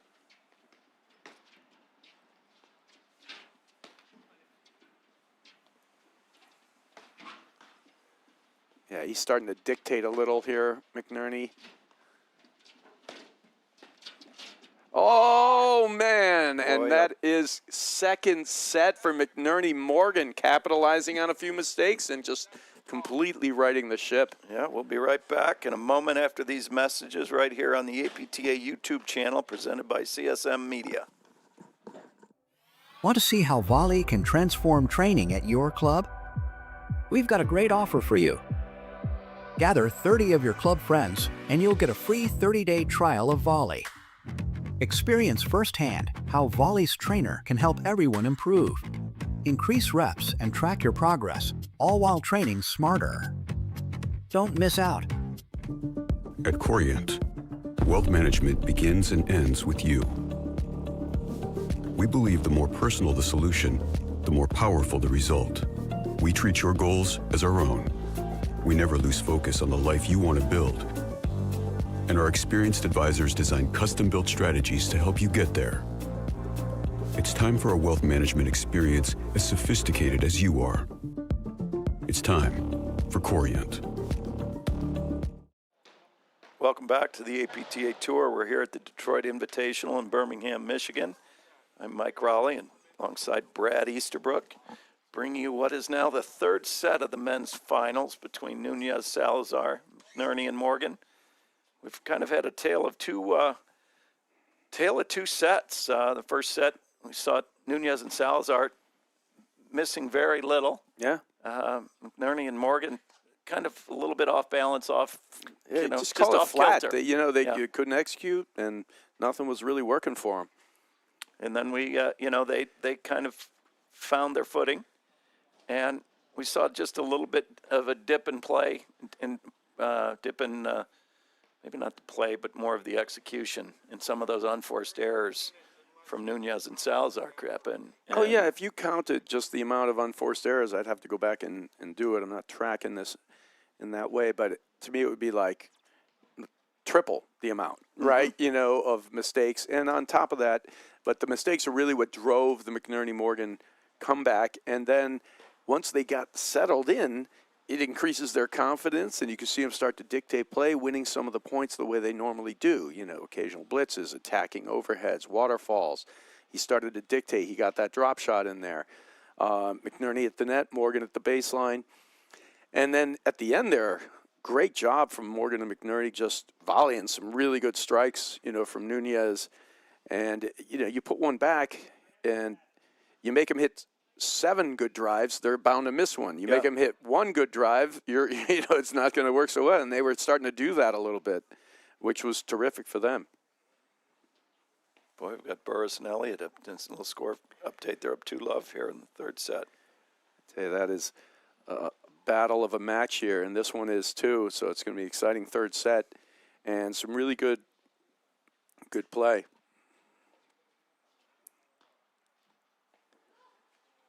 You see Salazar and actually Nunez. I think they're just watching the women's match and maybe chatting a little bit, but they're over there checking it out and ready here as McNerney and Morgan took a quick little break.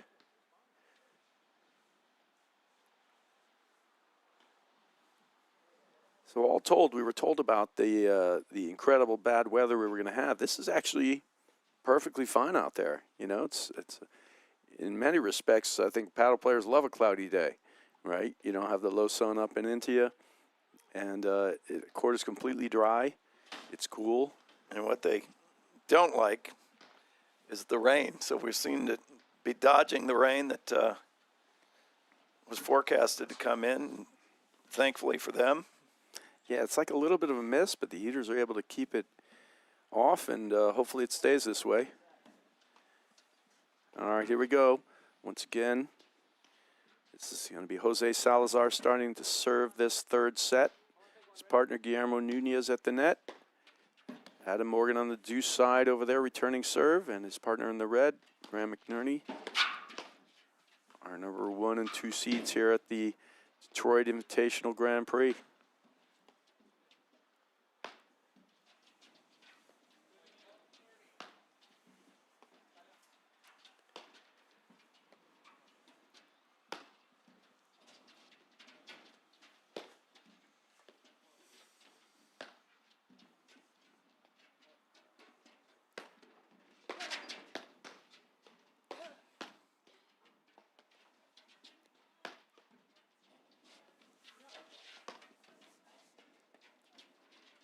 I mean, would you make any tactical changes here into the third set for either team? I would Right. honestly make just completely mental changes.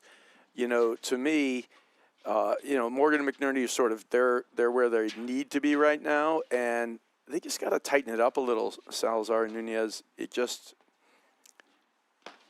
that last set finished with a missed lob, a couple missed, but this is a missed drive, right? Just tighten it up. Take your spots. It doesn't have to be a drive and a push on every ball. Like, play a nice, solid point here. They were inviting transition almost every time, within 5-10 balls. I think they just got a little happy. Play a little slow and then take your attack when you got it here and just manage it a little better. That's a great spot. Caught him off the net. He was looking for the drive. Because they were right in that set. They just kind of just made a few more mistakes. I think in a lot of cases, that's what some of the better teams do. It just at the moments, they just tighten up the game at a certain spot. It's not that they don't hit their shots. It's just your error rate decreases, shots you take, the decision-making sort of gets a little more focused. Invariably, the shots are all about the same, right? Yeah. And it's not that different, And I think, too, that, the better the team, the less they give and the more they take, right? I mean, if they say Vegas wasn't built on winners, they're percentage speaking, they're winning more than their opponents taking from them. Yep, that's a great shot there. Again, inviting the transition. That hard ball to the screen wasn't designed to, make him miss. It was designed to bring him forward. Time it worked against him.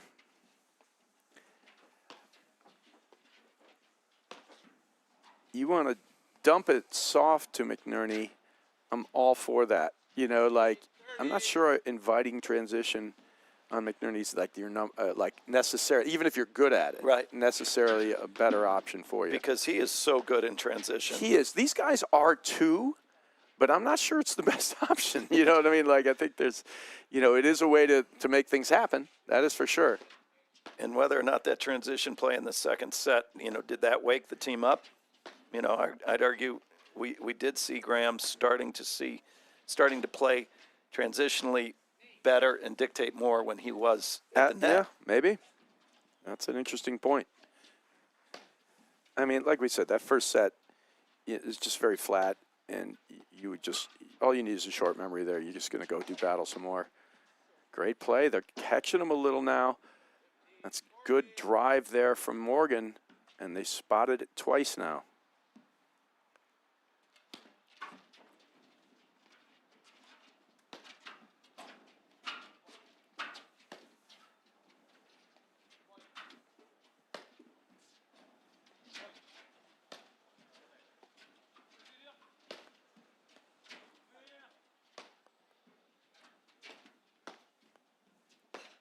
Ooh.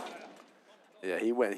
I think he was trying to frame him there, go straight at his body, because he tagged that one. Hard to keep that a ball of that kind of pace in. And by framing, I mean he's trying to put it in between his shoulder blades, meaning so he can't get out of the way. Right? Like McNerney did there. And that's a great shot, but again, he's inviting that. Yeah. Right? He hit that short on purpose, don't you think? At some point, I think if that is the case, we got to recognize it. Yeah, I mean, being Nunez. Right, and then the point is, if you want to do that, that's fine, but you understand what's happening here. Now you're inviting a guy to do what he likes to do best, blitz, you know, and you're great at it too, but you're putting the initial shot of the blitz in his hands. You know what I mean? Like, Right. which means that you have to react to that now. It's a hand-to-hand battle. Maybe you want it, but I think those terms are not necessarily the best terms of engagement. And from a kind of a momentum standpoint, they right now are losing the momentum battle, just in the sense that we just feel that, Well, Oregon- they look a little flat, right? They definitely look flat in Yeah. that game, whatever that is. I'm not sure what the word is, but I hear what you're saying totally. You know, right now, it's, that the offense they're going for, they're making mistakes on it, and if the points are getting to a certain length, it's getting hard for them to sustain it.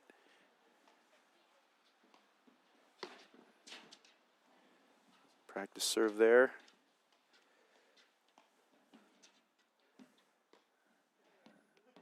Nunez is actually re-gripping, I think, off there or something like that. making a wardrobe change. Wardrobe change. That's actually not a bad idea because, just like in a play or something, Act 1, Scene 4, this is where we start making all these great shots and, great.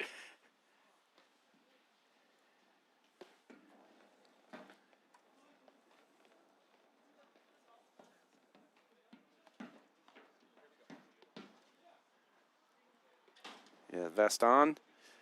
All right. He didn't like the other vest he put on. He had Yep. another one. This might be a lower. Hoodie gone, vest on, ready to rock. All right, one love McNerney Morgan. Huge turnaround from the first set. Let's play. Morgan's volleying game has improved like so much as this game has gone on. Very quick look, takes it. Misses it long.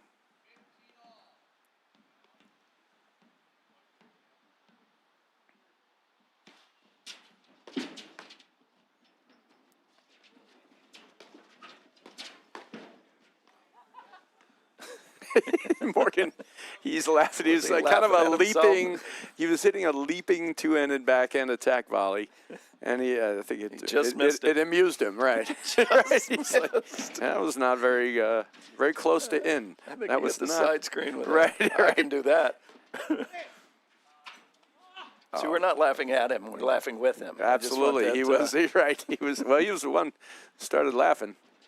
Yeah, you see now, definitely it's a brand new McNerney at the net here. He's sort of woken up, ready to hit drops, cuts, waterfalls, but also the kind that are starting to dictate points. That's a beautiful play. He's bouncing it over, spinning it to the side wire, but by the time it gets there, it's only 6-8 inches off the ground. Yeah, he didn't give Nunez any other opportunities to play that ball until that point. And that All right, 30-30.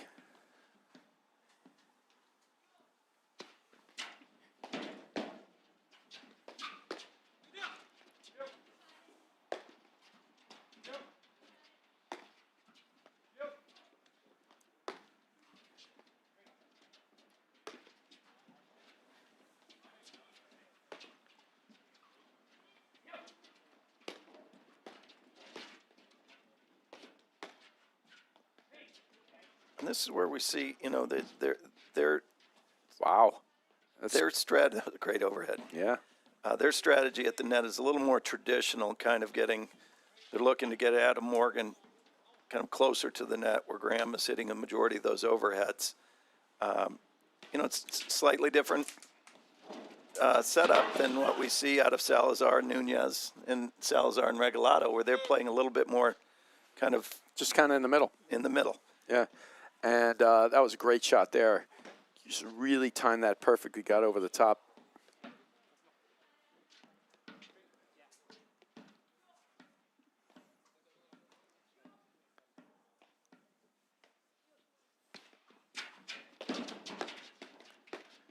That's great.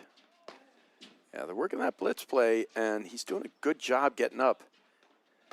Morgan. Oh. Another quick strike. You know, and like we had in the first set where Morgan's kind of inability to execute. I think that was the right drive, but we've seen Nunez kind of fall into this execution, making some of these execution errors, and not, you know, and as a player, he might have to start recognizing, okay, I'm not playing with my A+ game, so be a little more selective. Selection, right. It's really about selection, I think, more than anything else. We talked about a little. It's not about what's available to be hit. It's whether you should be hitting it and whether it's set up in a, you know, in a good scenario where they're off the net, you have the right ball. Yeah, that ball was high. Yeah, it was in front of him, but they were still in really good position, and he wasn't completely balanced. Those are the two areas that maybe won't make it the perfect selection, right? Yep. Could he make it? Of course. Right? You know, like, you know, of course he could. Should he have gone for that one? Like that, there's a very different ball, that one compared to the one before. Both of his last two drives were perfect timed, great balance, and he had places to hit it. That was a great shot.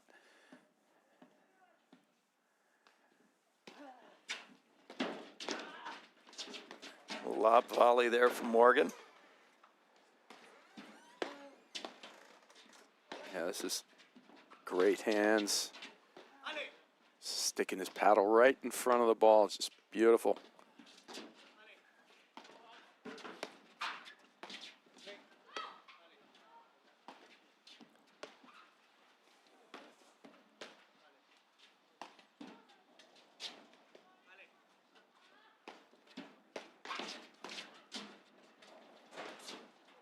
Oh, Morgan got caught like semi-blitzing, and great recognition there from Salazar, who just pushes it behind him. Great shot. I still believe that Morgan covers, like, in terms of most steps taken, you know, like he's one of them, right? Yeah. He's always making more moves. You know, you see like McNerney take 1, 2 steps, economical. Morgan gets his steps in.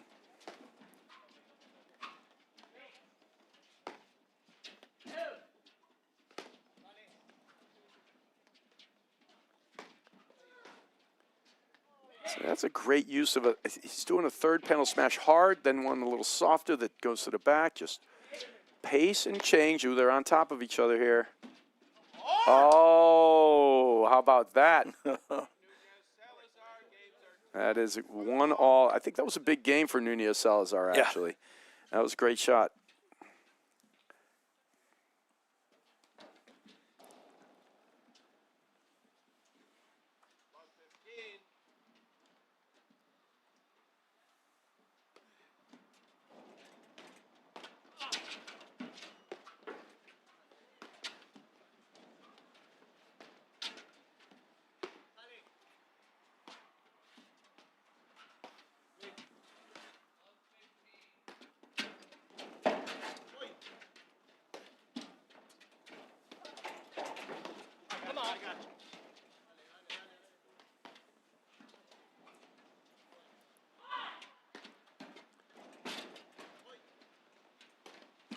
You see back into that footwork of Morgan's, how deliberate he is with his footwork when he's playing the screens. Yeah, it's a good cut over there from Nunez. A little twisted around.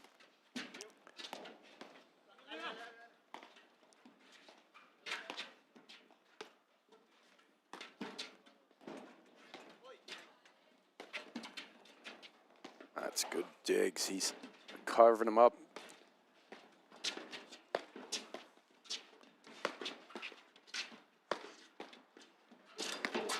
Oh, one too many there, I think, from Morgan. 4 drives in a row. He's definitely, in the last few points, too. I don't know if he slammed into the screen or something. He's been kind of like... Shaking that shoulder out. Yeah, like he jammed himself a little in one of these shots. It's hard for us to see all of it.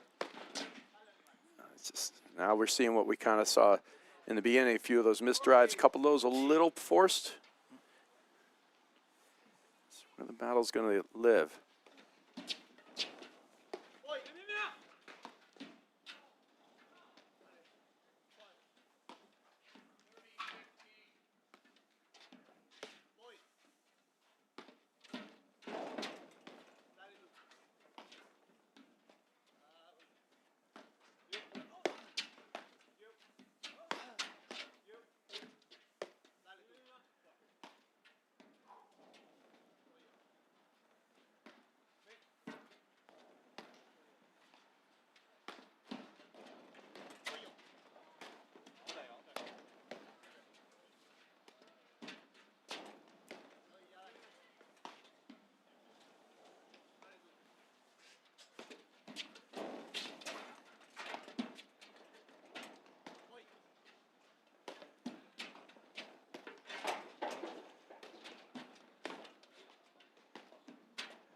Now, it does seem like they're going much more now. They're really isolating Morgan more and more here. This is like they're going once in a while, and that was a bad move there because he just sits out and blocks it down the line. I think their strategy was good. They were making Morgan work. He missed a couple of drives. Then he just missed it. He went for the around the post, the ATP, and he shoved it maybe only 6 inches off the ground, but just a little wide.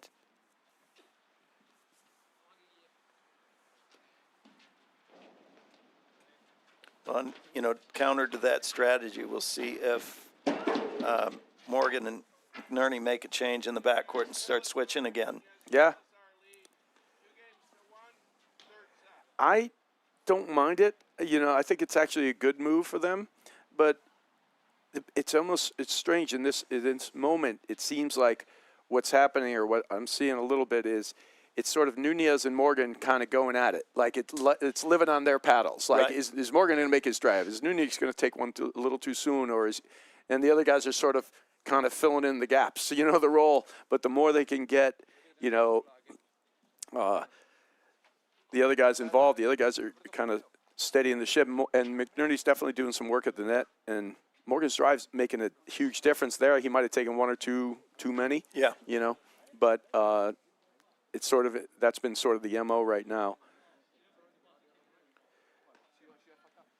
Well, and if you see that, for example, from Morgan's perspective, if they're working his corner, yet they've gotten, I think Nunez in the first game missed 2 overheads, right? Right. So the assessment of whether those exchanges, are they on the positive end of those? You don't go for a change. Right.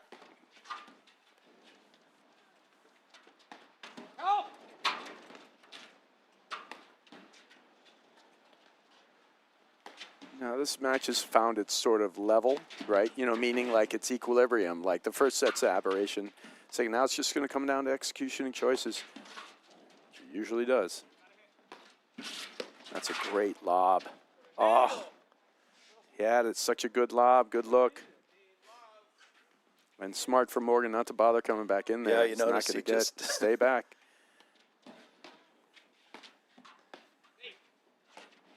That's another great lob. Oh. So I think there, Nunez with that ball below net level, even though there's an open court to volley to, he's got a lift. It's better to lob it. Yeah, just lob it. Better to let that ball either go through or throw up a lob. Yep.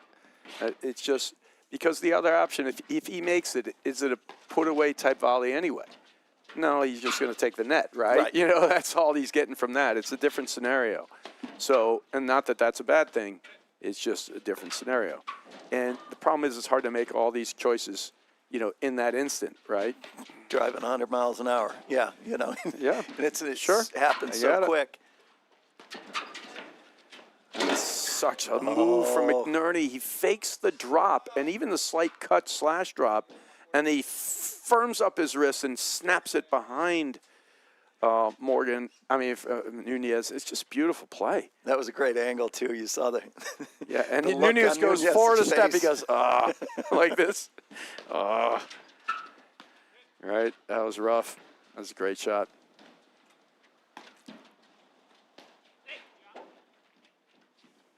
Wow, right on the corner.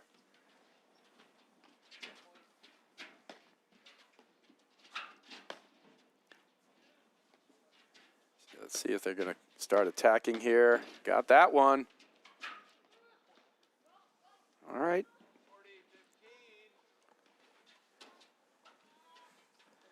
McNerney there trying a little pickleball dink. Yeah, tougher shot. See, that to me was that was a good short ball. It wasn't like this one that's sitting up high where he's just inviting him to come in and rip it at us. That was a tough shot for McNerney. It wasn't easy. And he put him into a tough situation. And I think that was sort of a 40-love try, meaning I can dink this, I can win this point, let's finish this game out, but we're still up 40-15 if I don't. And he was looking for it.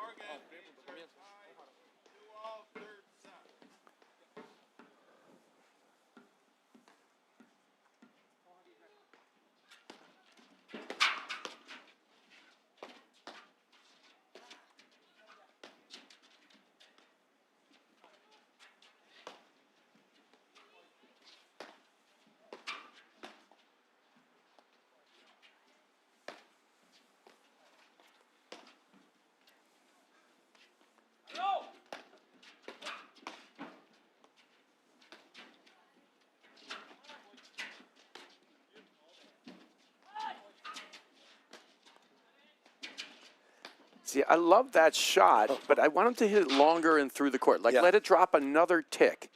I love it when he cuts it across the court, Nunez. It's a great ball. He's got to get it a little lower and a little longer through the court. And we know he's got it, because if we were to watch the finals and nationals, He hit it all the last year, time. in that first set, who did he have? Regalado in that corner? Yeah, it was Regalado over there and Salazar. I mean, he was doing a lot of work against Salazar in the deuce, but then he would sling that other one over there, and it would be very effective as well. You know, and it is a very effective shot.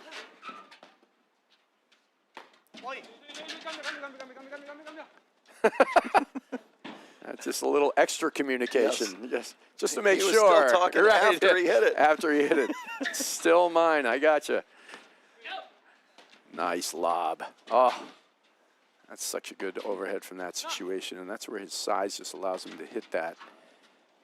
Those are good lobs. These guys are lobbing great here.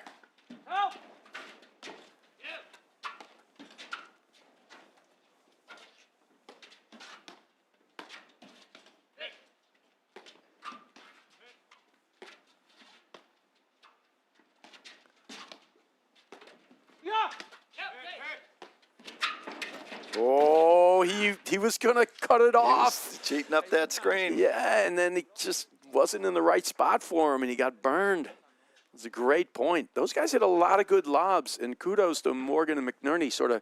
Morgan doing a good job cutting off the volley, and McNerney didn't give him easy opportunities off of some decent lobs. They were doing a good job of bobbing and weaving. Yeah, you know, they hung in there.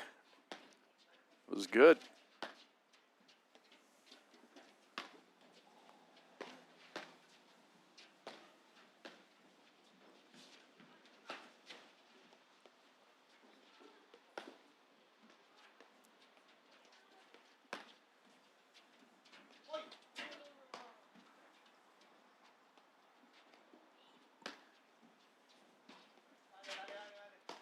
It's a good lob. Yeah, Morgan's starting to dial in that down the line lob a little bit now, and that'll start forcing the play over just a little more towards McNerney. Oh, he's not biting on that one. I like it.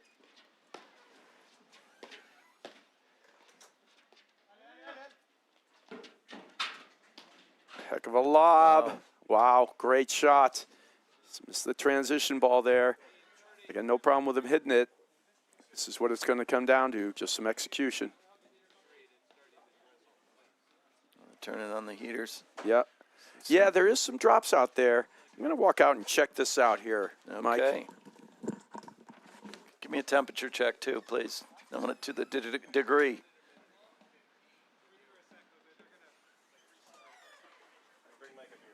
Resetting here.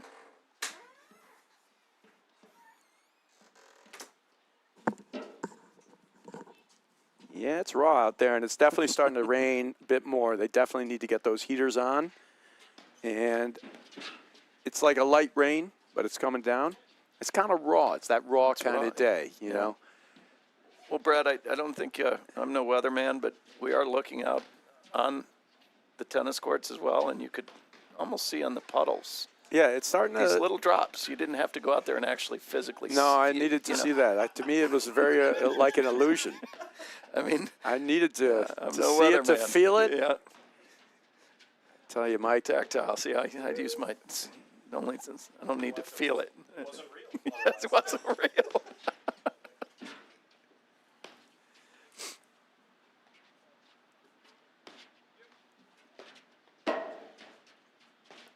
See, I like there with Morgan he took all the pace off that and just dipped it at Nunez's feet.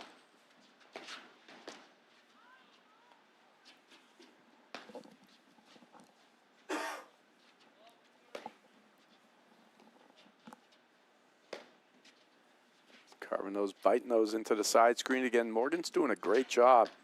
He's really settling in now to able to control that backcourt here. Now these guys are just sort of battling it here. Who's going to make the mistake first? Give me the shot I can actually attack. They're doing a good job lobbing this ball back towards the service line or more. Nothing really easy for Salazar and Nunez to do here.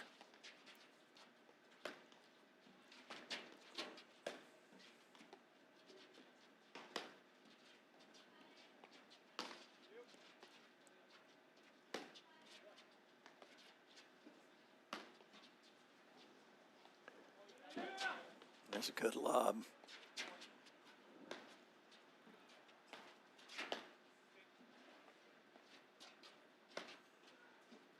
Great player and pro Hank Irvine. You know, he always said that the lob either directs or redirects the fire. And, you know, they're very deliberate about where you put the lobs in order to get the desired shot coming back. And I think right now we see Morgan really being able to work that down the line lob with the intent of getting the play in the action to swing to Graham. Case in point right there.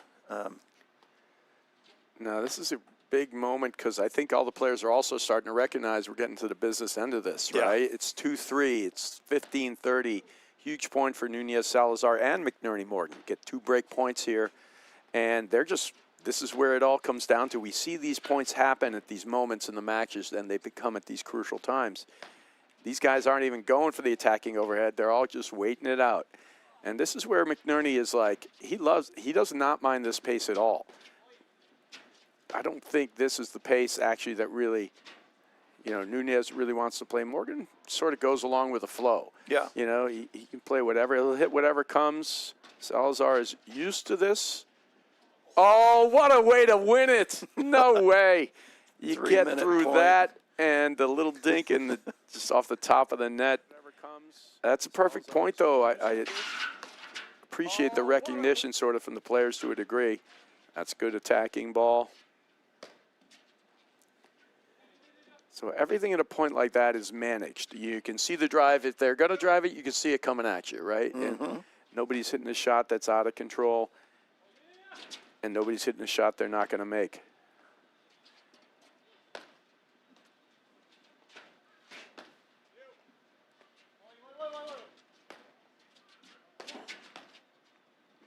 All right, that's a good opportunity, good spot. Go right back to work.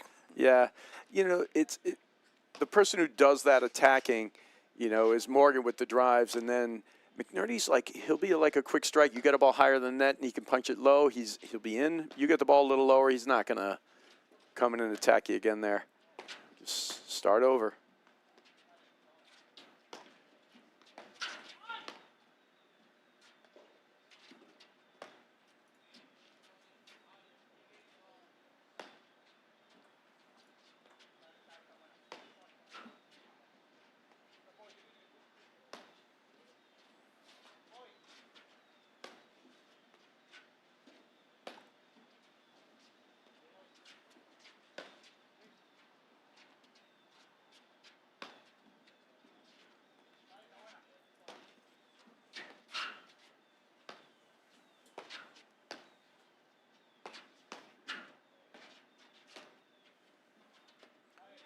You can generally tell the importance of the points based on solely the discipline of the player, the 4 players on the court. You know, all of a sudden they tighten there and they start making better decisions, committing to the length of the point a little bit more than they're attacking.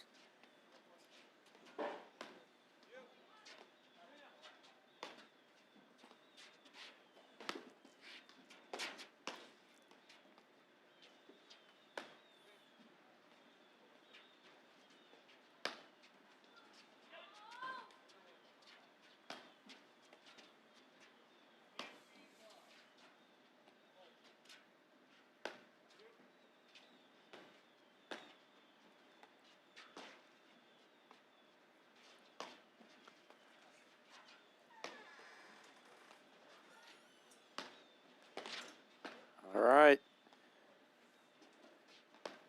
This is like who's going to break? Yeah. Right. Does this pace of Who's play? going to Who do break? you think it favors?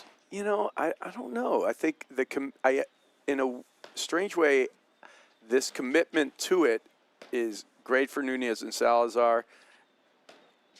And but it's a good look. I mean, I actually think it's just even up. You know, the last one ended how? You know, let cord drop, right? You know, just a little luck.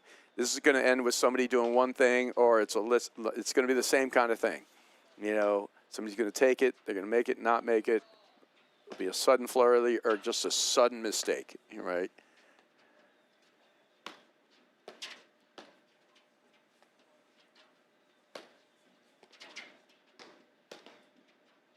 That's a good ball.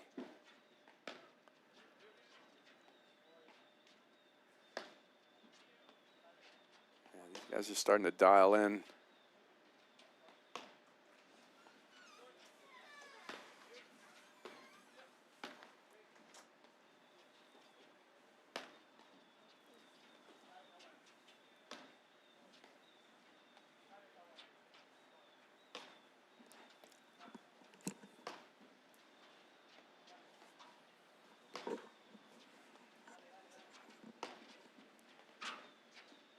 That's a good lob. See, now a lot of times, if it wasn't this type of point, you hit a lob like that, you would be setting up for your drive and looking for it. But it's almost like we're playing this point a certain way here. Everybody's buying in, right? You know, like we're all, these are the rules, guys. Nobody's allowed to go for too much or too little. Here you go. And at some point in the very near future, we're going to try to catch you off guard. Yeah. Right? But we're not going to tell you when that point is.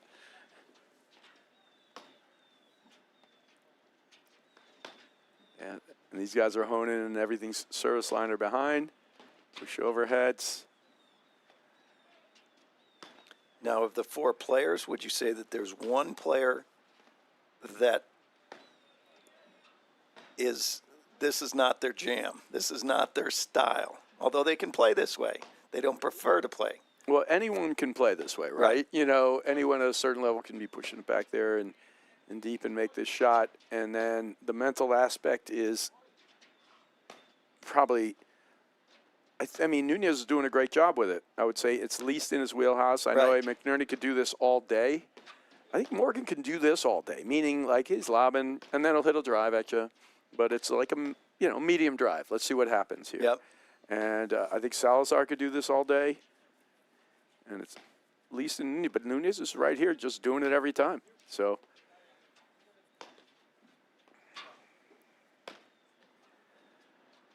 but there is no one who likes this, right? You know, like even when you're doing it, you don't like it. There we go. Here we go. Here we go. Right. But right back at it. And then now we're going to get back to it. Oh my goodness, that's how it ends. A flurry and then a softball there, and he traps himself. He could have moved around to the other side, played with a backhand. Backed himself into the proverbial corner. Yeah, he did. Wow. Literally. No, and it's just it's sort of a mental rite of passage to some degree. You know, point recognition. We're not going to do it. We're not giving you anything in this one.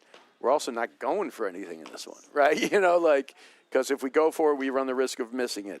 Now, that moment, we did have that one mini flurry, right? Right. And then, but the oddest way of how it lost, just boom, backed himself into a corner.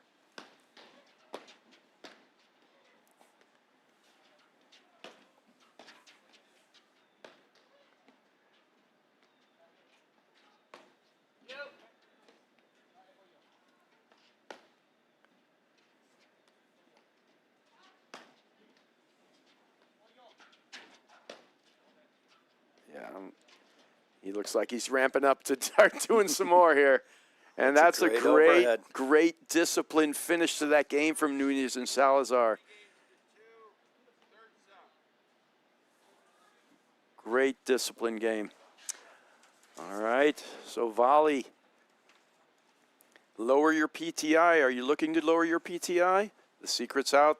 Early adopters are already leveling up with Volley's AI-powered trainers, and they're leaving the competition behind. Don't get left in the dust. Download Volley now at www.getvolley.com or search Volley Racket in your app store. Don't forget about their 30-day free trial. Give it a whirl. You know, nothing about that is exciting, but the commitment to the level of like how we're going to finish it out, we're not going to give you anything, you know, That was a big moment, and it was a really big hold.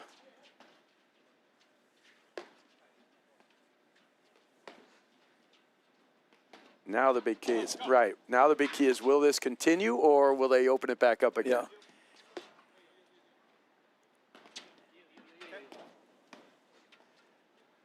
Tolerance for that only goes so far.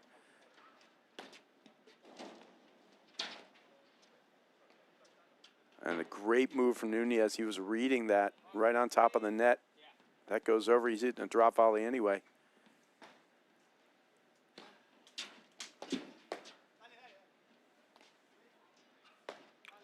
Boy, Morgan made that volley look easy, didn't he? Yeah, he's hitting some good volleys. You know, he's getting down. He's right behind it.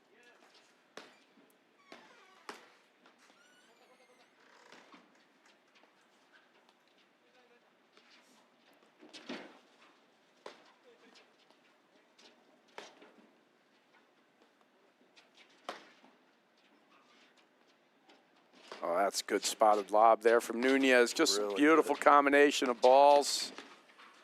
And that's a great play, perfect stretch.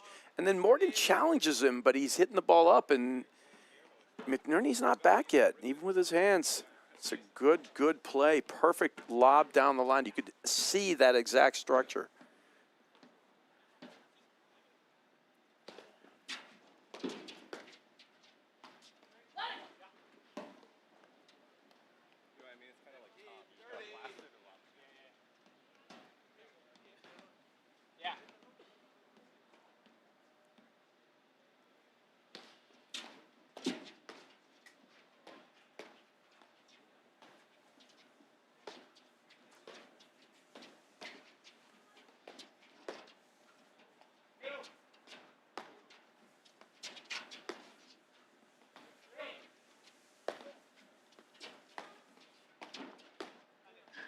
Nice.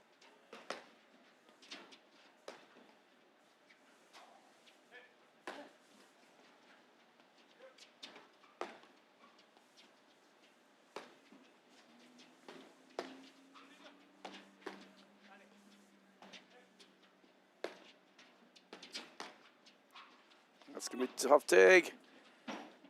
Oh, Yeah, it's good playing. Good defense. They're hanging in there. McNerney's doing some decent. He's getting them moving. Oh, boy, you see the level of Nunez's play has picked up. well, what's happened is the commitment to. I actually think the commitment helped him. Yeah, You know, like yeah. now he's hitting every drive he's hit there, perfect time, right? Perfect balls. You know, they weren't just random, right? Yeah, You yeah. know, and he's lobbing it in the right spot, and yeah, really solid. Great play there. All right, game point for McNerney Morgan. Oh, what a great return. And that was a good warrior cry as he scrambled back there. And he's But disappointed. to he no missed it, avail, yeah. right? He's like, do you miss that? I gave it a good warrior cry. Wasn't like it was a 2-foot putt. I mean, No. you know. It's like, No, it was a how great. do you not make a 20-footer? You know, or how do you miss it? Oh, Salazar. We see here Salazar's kind of flipped into the made a couple uncharacteristic misses here. Well, he's trying to make that too good to promote the blitz there for Nunez. So he's dipping it so low. Oh, what a volley. Two great volleys there from Morgan.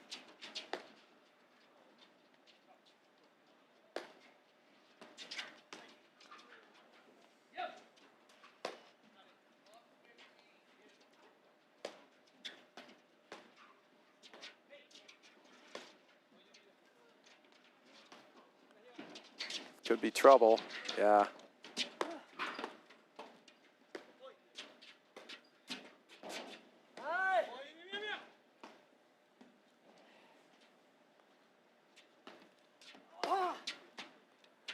That's a great pickup. Very That looked nonchalant. So easy.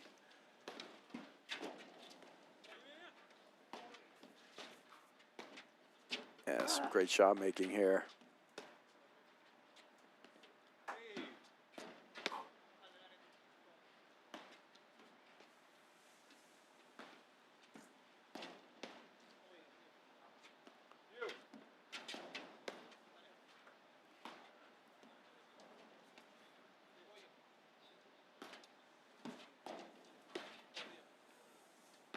It's almost like the play right now has become scripted in the sense that they all four agree, okay, we're going to slow this down again. Yeah. You know, Well, I think, again, I think it's just this commitment to understanding this is it. Yeah, we're right here at the end. Let's try to take the right ball at the right time.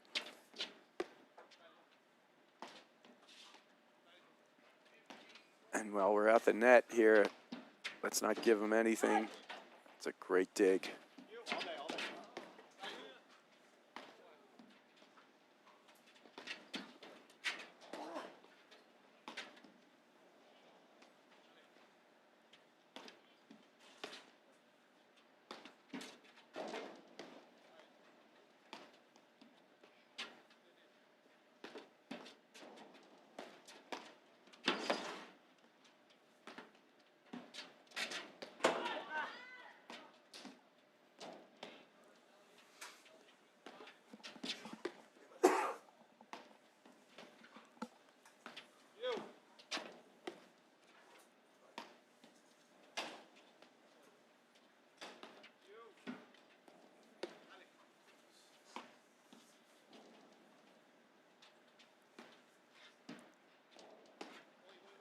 All right, Mike, how's this one going to end?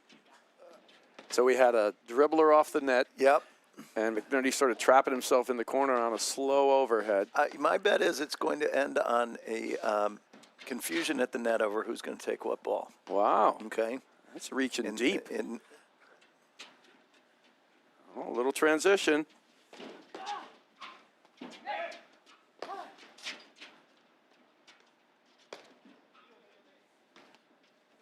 All right, now there's a moment here. Spots. Nice That's ball. a good double fist bump spot. too. That was, I mean, double fist bump. Can we get that on Graham? Graham stepped right up with. I mean, it was like 1-2 combo there. That was awesome. The mental battle of those types of points do feel like they're worth so much more. You hit a drive winner, you're like, yeah, that's good. You know, but you do 70 balls and then you plug it away. It's worth a double fist bump. I mean, I don't know why we didn't double fist bump. I did. All right, did. next point, you did. You did it. Non-verbal though. Inside. Eternally double fist bumped.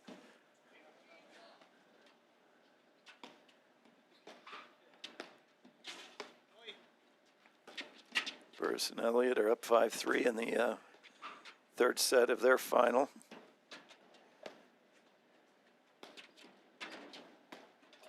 Boy, that's a good overhead. Yep, he's making So some subtly tough. good digs, Morgan.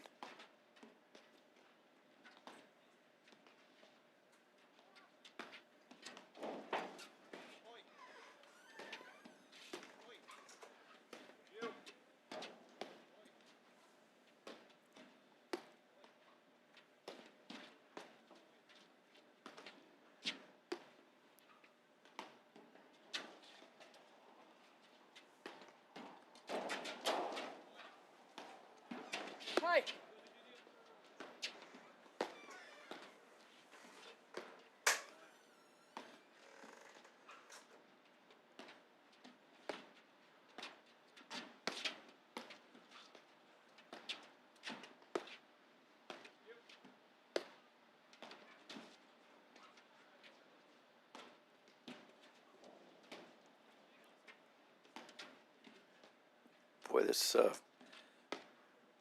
mean, it just goes to show you the importance of these points. I mean, it's they're just dialing it into a no-miss zone.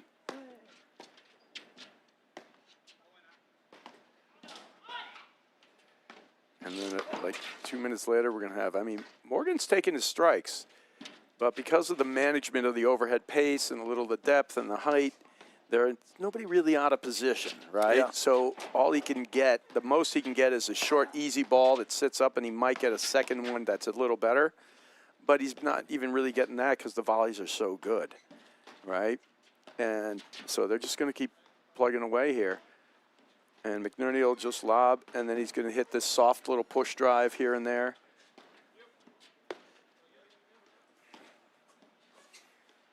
And what's unique about the match is, you know, not just, 45 minutes ago we were talking about how they're inviting transition, smashing the overhead, hitting it soft, wanting to come in. Now we're just grinding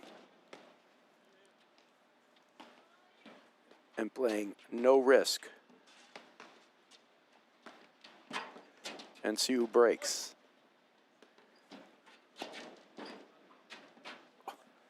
Wow. It's always a shock how it ends, right? I mean, You can never really call it. That was a decent overhead, but it was no different than 10 others, right? 20 others. At a certain point, it just, something flips.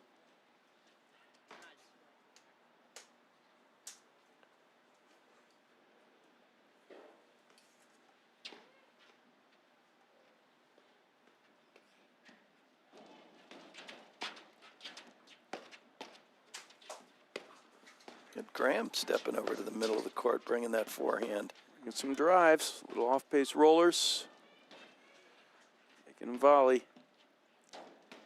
The question is the person who opens it up, is that the person who's going to help it? Or, is that actually the worst thing you can do, right? Yeah. No, seriously. Like, do I step up, start ripping a few of these drives, making the stuff happen? Are you going to be the one making the errors, or are you going to be the one bringing the pain, right?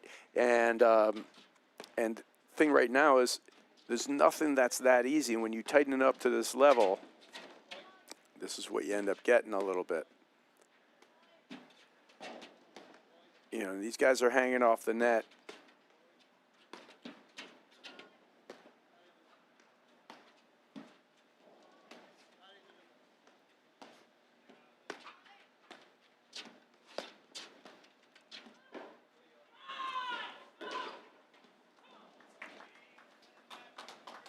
All right, so game, set, and match, I believe, for Bursch and Elliott. Congratulations to them. They're just having a stellar season. Yeah. I mean, they're such good athletes. And congratulations also to Lopez and Page, who are just really coming on strong. Coming into their own, aren't they? Yeah. I mean, they have tons of weapons. Drive the ball off both sides. Developing a quick understanding of how to play the game. They're right there. Yeah, so that's how that one ended, right? He's hitting a three-quarter little dumper drive. And he took his opportunity to try to make something happen. I think this game's going to start opening up a little now. Yeah, let's see. But honestly, so far, since they've gone to this, and Nunez and Salazar really started, kind of like, all right, we're going to do this. It's actually benefiting them, right? Nunez and Salazar. They closed out the last game. And when it's all said and done, if they wait it out, yeah, Morgan's doing some stuff, but it's not hurting him. Yeah. And when you take the pace off the ball, McNerney doesn't generate the pace, so he's not hurting him. I mean, he'll hit a little dink here and there, but it's not like it's a dink combo with a blitz behind it or anything, right? Yeah. So it's like this is maybe the perfect strategy for Nunez and Salazar. Go ahead. Can you guys hurt us? And right now it's working wonders. I mean, they've pretty much won, I think, 6 out of 7 of these types of points. Well, and I think it to me, too, it seemed to settle Nunez down a little bit, where he's not he had a few kind of where he was going for more off that overhead and missed 2 of them in the net earlier in the set. He was a little too settled on that last one. He's like, he got lulled into the entire thing. Oh, we lost the net. Oh, he hit it back at me. But I agree with you. I think it actually also did that as well, because I think the error and the fast play was actually not helping but hurting to a degree. Now we got a couple of strikes. This is going to be too good again. 40-30. And it's funny how the flurry happens. Now all of a sudden, right? It's turned the other way, yeah. Stepping up.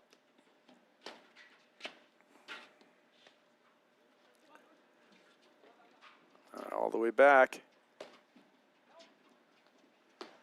Yeah, there's a space in between. It becomes hard when you start doing this to, like, in order to get ready to drive and to bring the offense and the movement, you have to be kind of constantly split-stepping, always ready, always ready. And then when you have to do like 20 or 30 in a row and you split step but you get nothing, Yeah. it's like, then you're like, all right, let me just lulled stop. into- You get yeah. lulled, right? And you start this strategy, you get lulled. And we get 3 in a row there.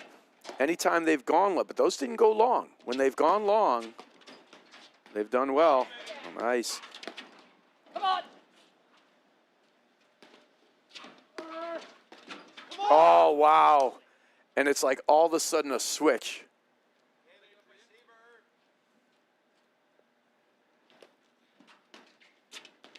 I got you. Thank you. Got you.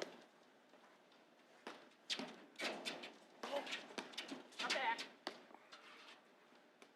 Come on. Yeah, there it was. Wow. 5 right in a row for McNerney Morgan. And it was working, but then it was almost like it got lulled the other way. So whatever this is, you got to find your zone that works for you. See, Yeah. there it was an engagement where, yeah, nobody's going to miss, but then we were almost totally engaged when the points moved a little quicker, right? Yes. You know, disengaged. And it's a tough spot. And finding this mental space, it's all part of the process out here. And that's what these points do to everybody. They sort of test your mental, fortitude.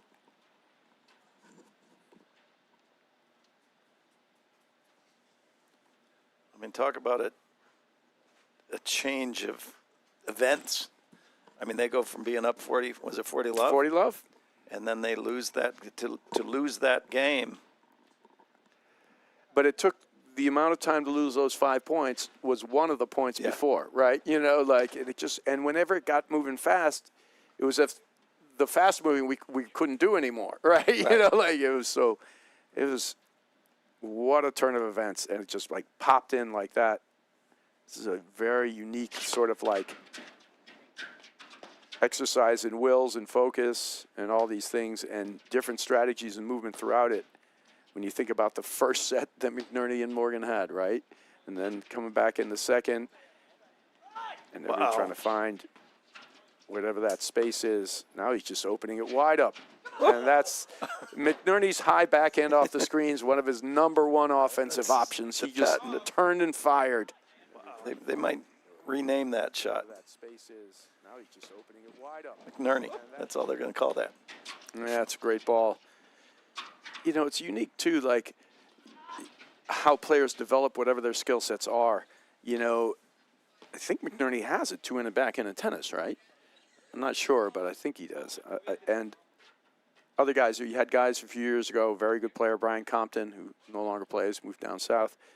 He would hit everything with 2 hands off the backboard. Yeah. You got Sven Bersch, who has a very good two-handed backhand, but he hits everything with 1 hand off the backcourt, off the screen.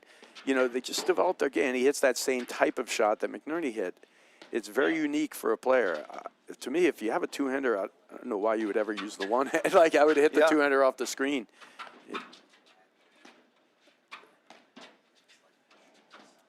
I mean, there's, that one-hander is such a different, it's almost got a little bit of a squash shot to it. Yep. Where they're kind of coming and loading off and I love that shot. I had a bad two-hander in tennis, but never.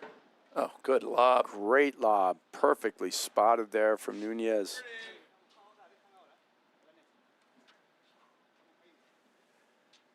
All right, the action's starting to speed up. There's only so much tolerance for that stuff.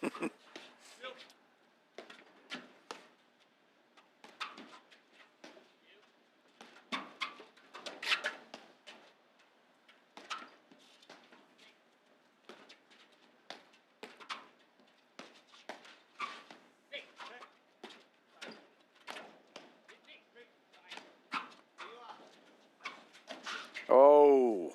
And you look at he'll want that one back because you look at how perfectly positioned not only Graham was, but Adam as well. They had 4 pairs of shoes, or four shoes Right up in the front of the service box and up right on that in the line. same right. service box. And the lob down the line, he's been very effective with a couple of times. He actually won the last point with it. But these are all the choices. It's hard, though, when you hit a screen drive to know where your opponents are. That's the one thing about it. So you got to, usually when you're going to do it, you want to be, it's got to be coming enough so when you hit, you're able to be forward. That one's kind of a little behind him. Mm-hmm. It can work as a surprise move, but it also could really work against you. And that's why you sort of want to keep the other in mind. And it should be coming out enough where you can drive through it and be able to face forward as you're hitting it. All right, break point here. Get it right back for Nunez. Salazar.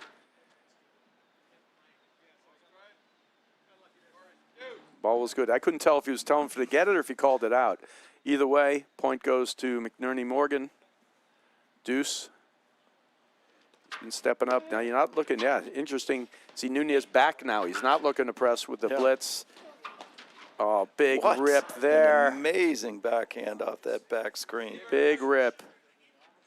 And McNerney, who's as good at that type of volley as anybody, just cannot handle this. Just pulls it off to the side. Well, see, that's the thing, though. McNerney, and we talked about this a bit in his match the other day, you got to drive behind him or to his outside. He loves moving into the middle to court. He's always pressing to the inside. To the center. You got to hit it at him or behind him a little bit, and you can get him that way. You never get him the other way. And he actually comes in, he's looking for the drop volleys the other way. You got to be really smart about it. But sometimes you're in the heat of the moment. I don't even did that on purpose or he just hit it, you know. But it's a very crucial thing for you to do against him.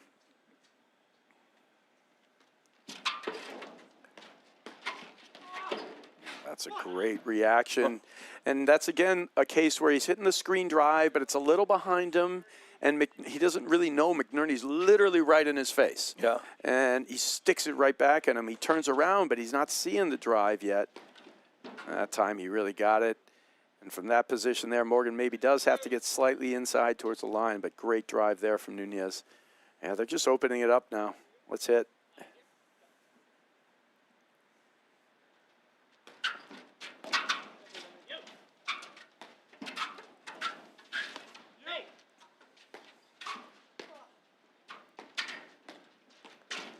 Yeah, it's great touch, but he's in a bad situation there. Once Morgan drips that ball down, almost better to let it go through or lob volley it.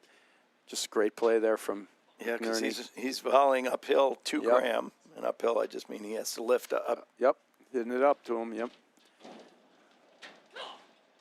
Oh, wow, what a turn. And a great hold there for McNerney Morgan, taking the 5-3 lead.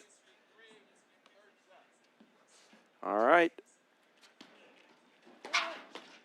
Now this thing's speeding up. What hands? Salazar digging. Ah, that's too tough a shot. Great ball from Nunez. Hooks it down behind. Nunez was kind of waiting in the wings. He kind of took a page out of McNerney's, where he's kind of bailing, but not really. Yeah. Opportunistically holding there. What a great overhead. Good dig from Morgan there.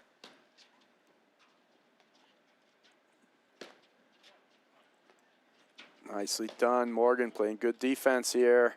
See, I'd love to see, and I think you brought this up earlier, every once in a while that slash from Nunez into the hip of McNerney in the outside. Deep and through the court. He's got to bring it a little lower, but I would love to see that too some of the time. Can be very effective. All right, 15 all. Nice cutoff there from Nunez, reads the play.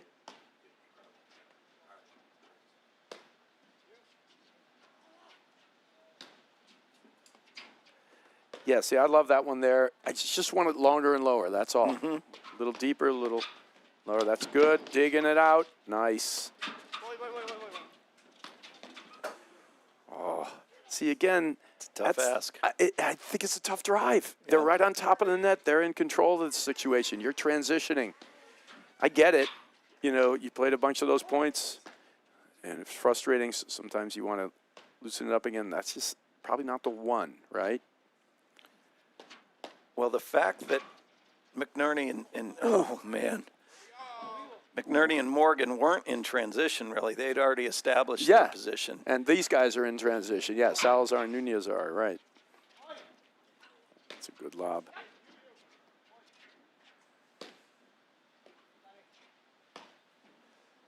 And Morgan is really starting to spot his lobs. He's doing a great job.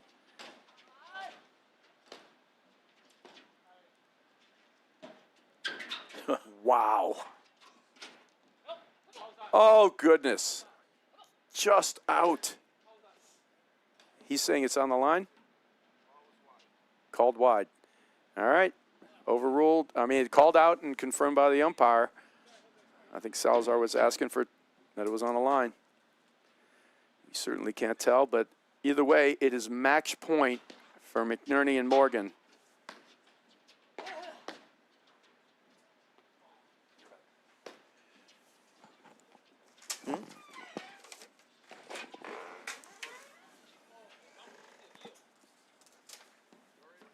One match point saved here. Yeah, great job.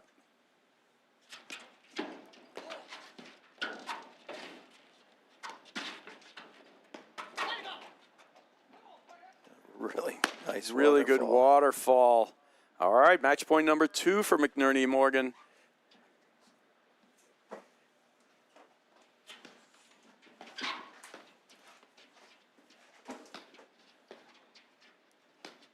Heavy cutter. See, that is the one there. Yes. See how that one went longer, deeper, Yes. and through the court? That is exactly the overhead that he can hit it, but he's been hitting it more down Yep. and getting it to the service line, and it just doesn't have the same effect. That was the one right there.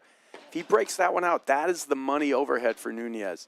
Well, and you also saw the reason that that next shot was missed wide was the spin coming off of Morgan's paddle. Right. And it's moving so low and so much faster. The other one's biting down and kicking up a little more. Yep.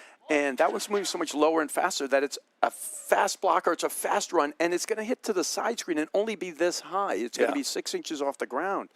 It's such an effective shot, and that's the one right there that he's got to just dial in a little bit more. And he can do it probably as well as anyone. See, that one landed inside the service box again, and that's the killer.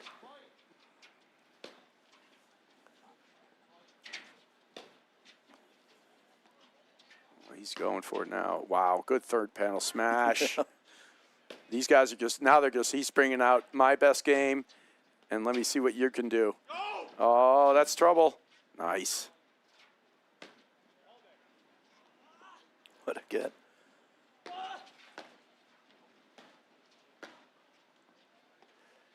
Smart little drives there. You got to stop. Sometimes you got to stop lobbing when they're cutting it at you all the time. Hit it a little lower.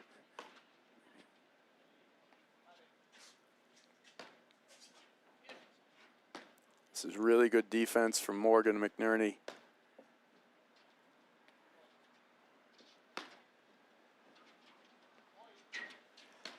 I tell you, Morgan's lobbing down the line so much better. Oh! All right, match point number 3. Yeah, don't let the scoreboard fool you there. Yeah, I don't know how he has it. I think we're set still up, playing. right? I'm We not are sure. still playing, but it does say 6-3. Maybe he's the great Nostradamus. But it's not over yet, folks. He's going to hit this.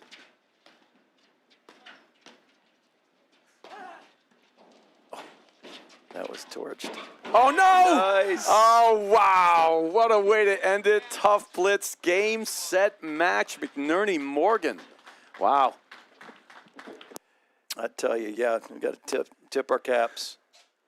Well, it was an aberrant first set, right? Very strange, little flat. Great start for Nunez Salazar. You wipe that from your memory, come back in, you get a couple errors, and they're able to execute the things they want to do by the end. And a lot of ebbs and flows, Mike. Oh, that in terms of like mental, like they went into the no-miss zone for a bit, right? And strangely, it was working until it wasn't for Nunez and Salazar, right? And those 5 quick points just turned it all around there at the end. I mean, Nunez Salazar went up 3-2 when they started that slow thing, and then those 5 points, and that was it. 4 more games in a row, right, for McNerney Morgan. That was, that was, boy. It's you have to tip your cap to Morgan and McNerney to be able to kind of write that first set off, okay, and we're going to move on. And then really, really well done. I think we're going to stay tight here. We're going to hear from the finalists, a little on-court interview. Yeah, we're going to hear from the winners probably. And just to, as we're getting to the end of this, and we're getting Frank Willard out of the chair there, you see. And you can see all the extra smoke coming up there. I think it let off fireworks, you know. Or maybe it's just raining a little more out there. And we got the steam coming off the it's courts. almost looking at the. You don't even have to run outside, Brad. I might have We're to gonna look at the because it's not puddles. happening until I feel it. Let's you know this. Yeah, you do Puddles it your don't way, lie. Mike. You do it your way. You be you. You're right. And so anyway, great match there for everybody and a great crew. You know, the director here, Lincoln, putting in some work. Karen Jedlik running the live stream commentary crew. And all the players out there. It was just a great weekend here in Detroit, one of the best places to come, and they do a fantastic job hosting this tournament. So kudos to everybody out there. You see Matt McClure, part of the CSM Media crew, and we're going to get ready for an on-court interview. And, you know, it's unique when we talk about this to see those many style changes within the course. We always see somebody dial it down to a place where they no miss, or somebody really slows it down, or they speed it up. But it was like wild tempo swings, right? You know, like in moments, Mike. And the other thing is, you never saw verbal, okay, we're going to slow this down. Right. But yet they all, I mean, it's kind of, you can't play fast if your opponents want to play slow and have any success with it.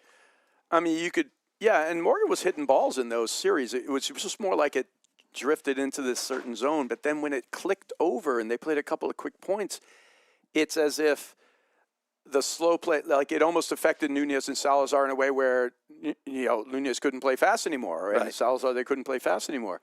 You know, and the ball went behind, it was like, oh, now it's like, so it was kind of like a strange combination of what happened out there. And that's the tricky part because it was engaged in so many different ways out there.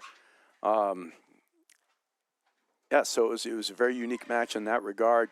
Good to see Durant and Mitchell out here again. So hopefully they'll be able to continue on with the season. Look at that nice big trophy piece there. Of hardware, isn't piece of hardware from Morgan and McNerney.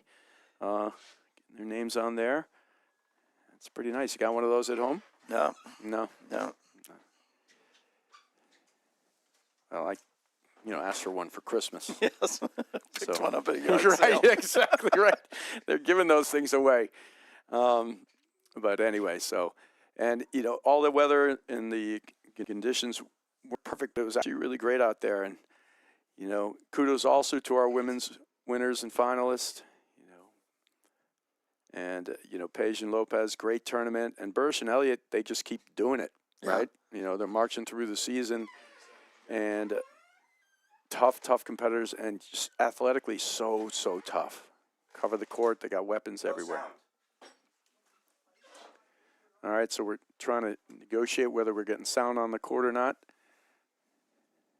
Cal, what do you think? Be good to have sound? Yeah, it'd be good. Okay. So you're saying we don't have sound? Sean didn't turn the mic on. There we go. There we go.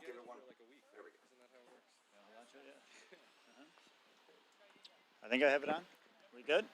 You guys hear me? Hang on 1 second. Yep. Shane's camera is a little bit, we're having an issue with the signal. That's right. I'm sorry. Can I have you move over to the corner over there and face the corner bandit? That's it. All right. Looks This like right we're here. getting underway. We're going old We've school. got Lincoln here, along with our winners, Graham McNerney. Peeking in. Okay. I'll wait for those guys to say yes or no. This is really important for my dad, my mom, and my wife to get this interview. There you go. Graham McNerney, Yeah, they're good. mic'd up again. He was Really mic'd up embarrassing yesterday. to say yes. All right, we're going to turn it over to Lincoln and our winners. We're good to go? Ready to go? That camera right there? Everything set up? Okay. All right. Just start? All right, good. Lincoln Wirgo live from Orchard Lake Country Club with the Detroit Grand Prix winners, Graham McNerney and Adam Morgan. Congratulations, guys. I know the first set didn't go the way you wanted. What do you guys think turned it around there? I think in the first set, we just played a little too passive. We kind of let them dictate when the engagement started. We were letting them play on their terms because we were trying to play steady. But to their credit, they didn't press or anything like that. And then when they kind of forced the shot, we were a little bit tentative. So, but we knew only one set. So in the second and third, we just tried to force it and play on our terms. And try to dictate the pace of play a little bit more. He said it all.